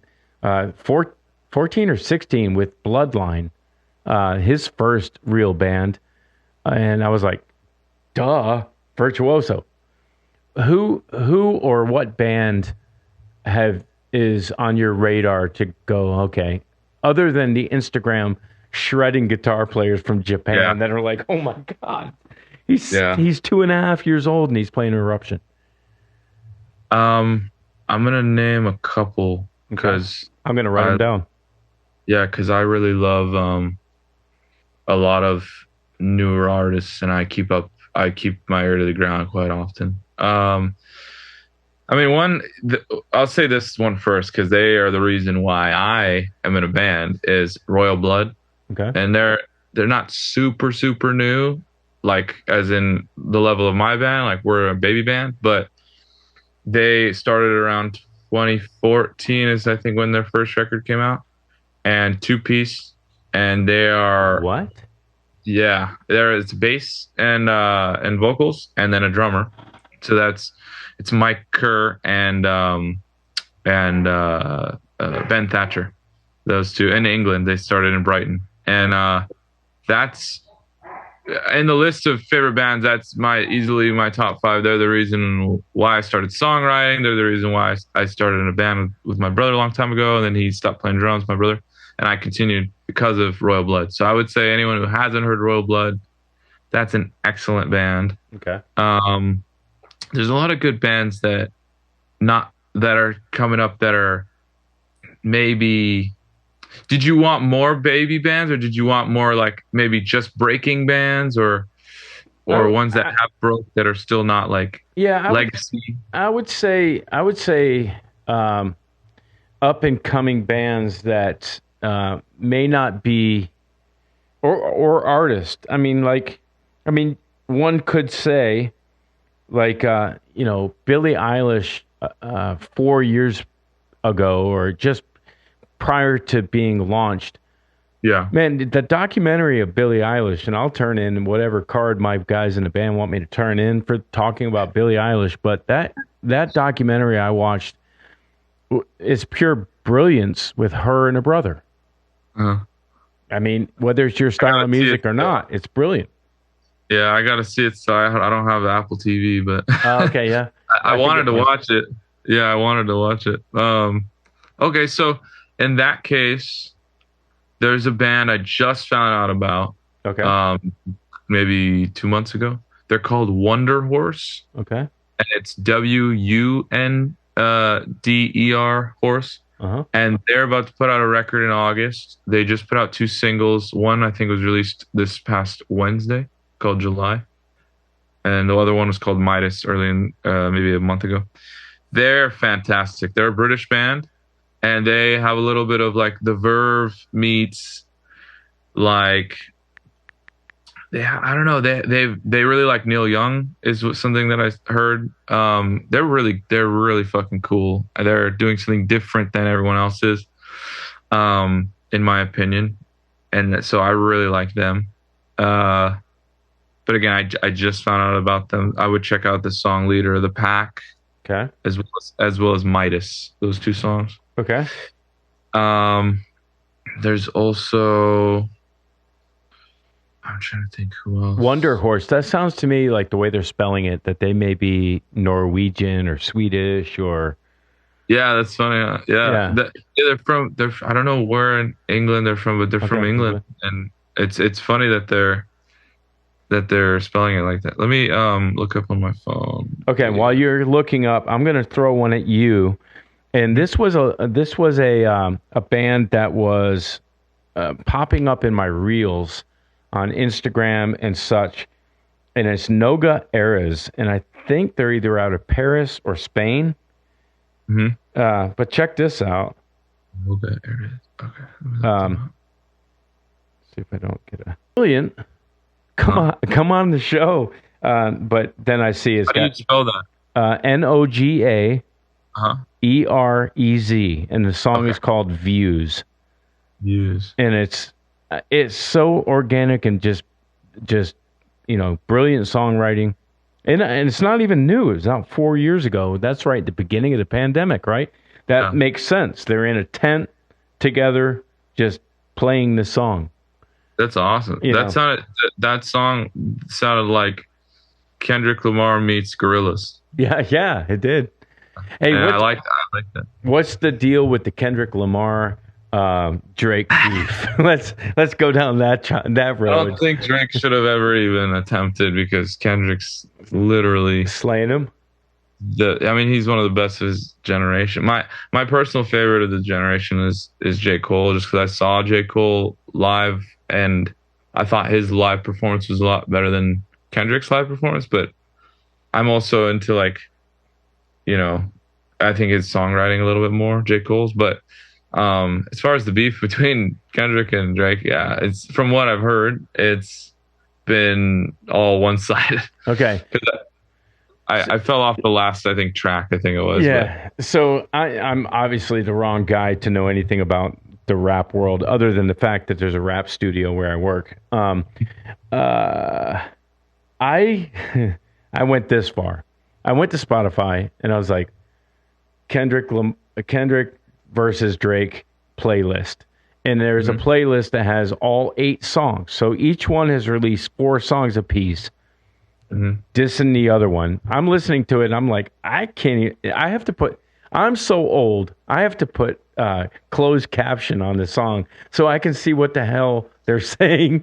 So, And so I'm listening to this and I'm like, I think it's a Jake Paul, Mike Tyson deal here.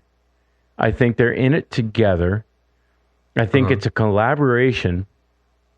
And I think it's to do nothing but drum up to make money. yeah, for both of them. Yeah, for both of them. It Happens a lot. helps both of It them. happens a lot. It could be. Yeah. You know. Yeah, it happens all the time. I mean, honestly, like I've even seen that in rock, Yeah. where some of the behind the scenes, some people will tell me, "Oh yeah, no, they just did that to get more sales." Yeah. And they don't even actually hate each other. They're actually friends, you know. Yeah. Well, I mean, it makes sense. I mean, it's actually a good move as far as no press is bad press kind of a thing. Yeah. But they could have taken that. I mean, essentially, you know what? They could have been literally like working with the same producer and just sending them tracks, vocal tracks to the grid and say, here's mine. And, it could have been that far. Up until the point where I saw that a security guard was shot outside of Drake's house in Toronto. Then I was like, okay, maybe not. Maybe they're not working together, and maybe, but it just seems stupid. Yeah. But man, Mikey, this has been fun chatting. Love the tracks. Just keep doing what you're doing. Thank you. You're on the right path. You're well ahead of the game. So tell everybody where they can find everything. Dots, Desert of Talking Shadows, and when your next material is going to drop. Yeah, so we've got one more single coming out before the album comes out, and that's going to be next Friday, May 24th. It's a song called Broken by Design. Mm-hmm. And in our circle, when we showed it to everybody, it seemed to be the favorite out of all the singles, really. Oh, wow. And so we saved it for last, so people don't get tired of it. It starts the album. And then the album itself is called I Thought You Knew, and it comes out June 7th. Awesome. It will be out on all streaming platforms, including like Bandcamp and SoundCloud.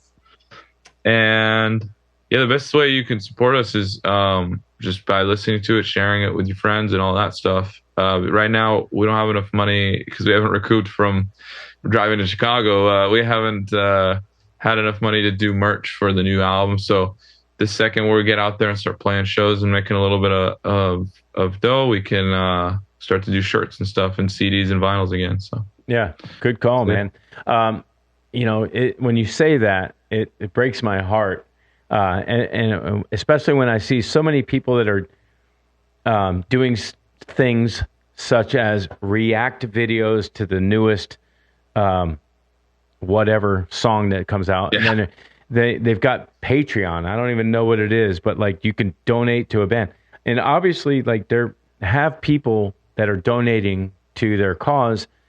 Maybe we as rock and rollers should be doing the Patreons. And GoFundMes and those types of things to give fans an opportunity to give $5, $10, it costs a lot of money to design a t-shirt, press a t-shirt, and have merch at shows, which is the only way to make money in music at this point anymore. So maybe we should look at fundraising. Yeah, honestly, I mean, I always feel weird asking. I do too. I hate it. But at the same time, we need merch because we put in a lot of effort for the artworks on this record. Yeah, artwork was done by a guy named Ben Brown in Australia. He goes by Mental Ben. Oh, nice. And he works with everybody. He's worked with the Nirvana Camp, Queens of the Stone Age, Blink-182, Red Hot Chili Peppers. He's one of my favorite artists. And when we worked with him, he only became even that higher of a level to me because he was so nice and so easy to work with. Humble, yeah. So him and then a girl named Aya Owens out of Japan. And she has worked mostly in like Slash and Miles Kennedy's camp. Yeah. Along with Tremonti and Alter Bridge. So yeah, those those two artists have been great. We did a lot of artwork for the record and for merch and stuff. So the second we have funds, we're gonna start to put those artworks on the shirts and stuff. Yeah, and press. Yeah. The best way you can do to support us is actually go to our Bandcamp and go to our merch page. And if you grab a shirt or a CD or a vinyl or anything, it helps us get more for the next one. So. Absolutely. All right. Yeah. Well, that's awesome, Mikey. I really appreciate you coming on. Enjoyed the hell out of it, man. Thank you for having me. Yeah, absolutely. Hang on the line, and I want to talk to you after the show. Okay, sounds good. All right, peace.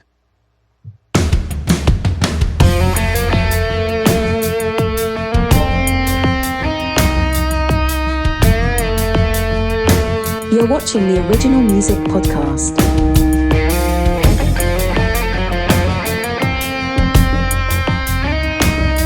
With your host, Raymond Hemms.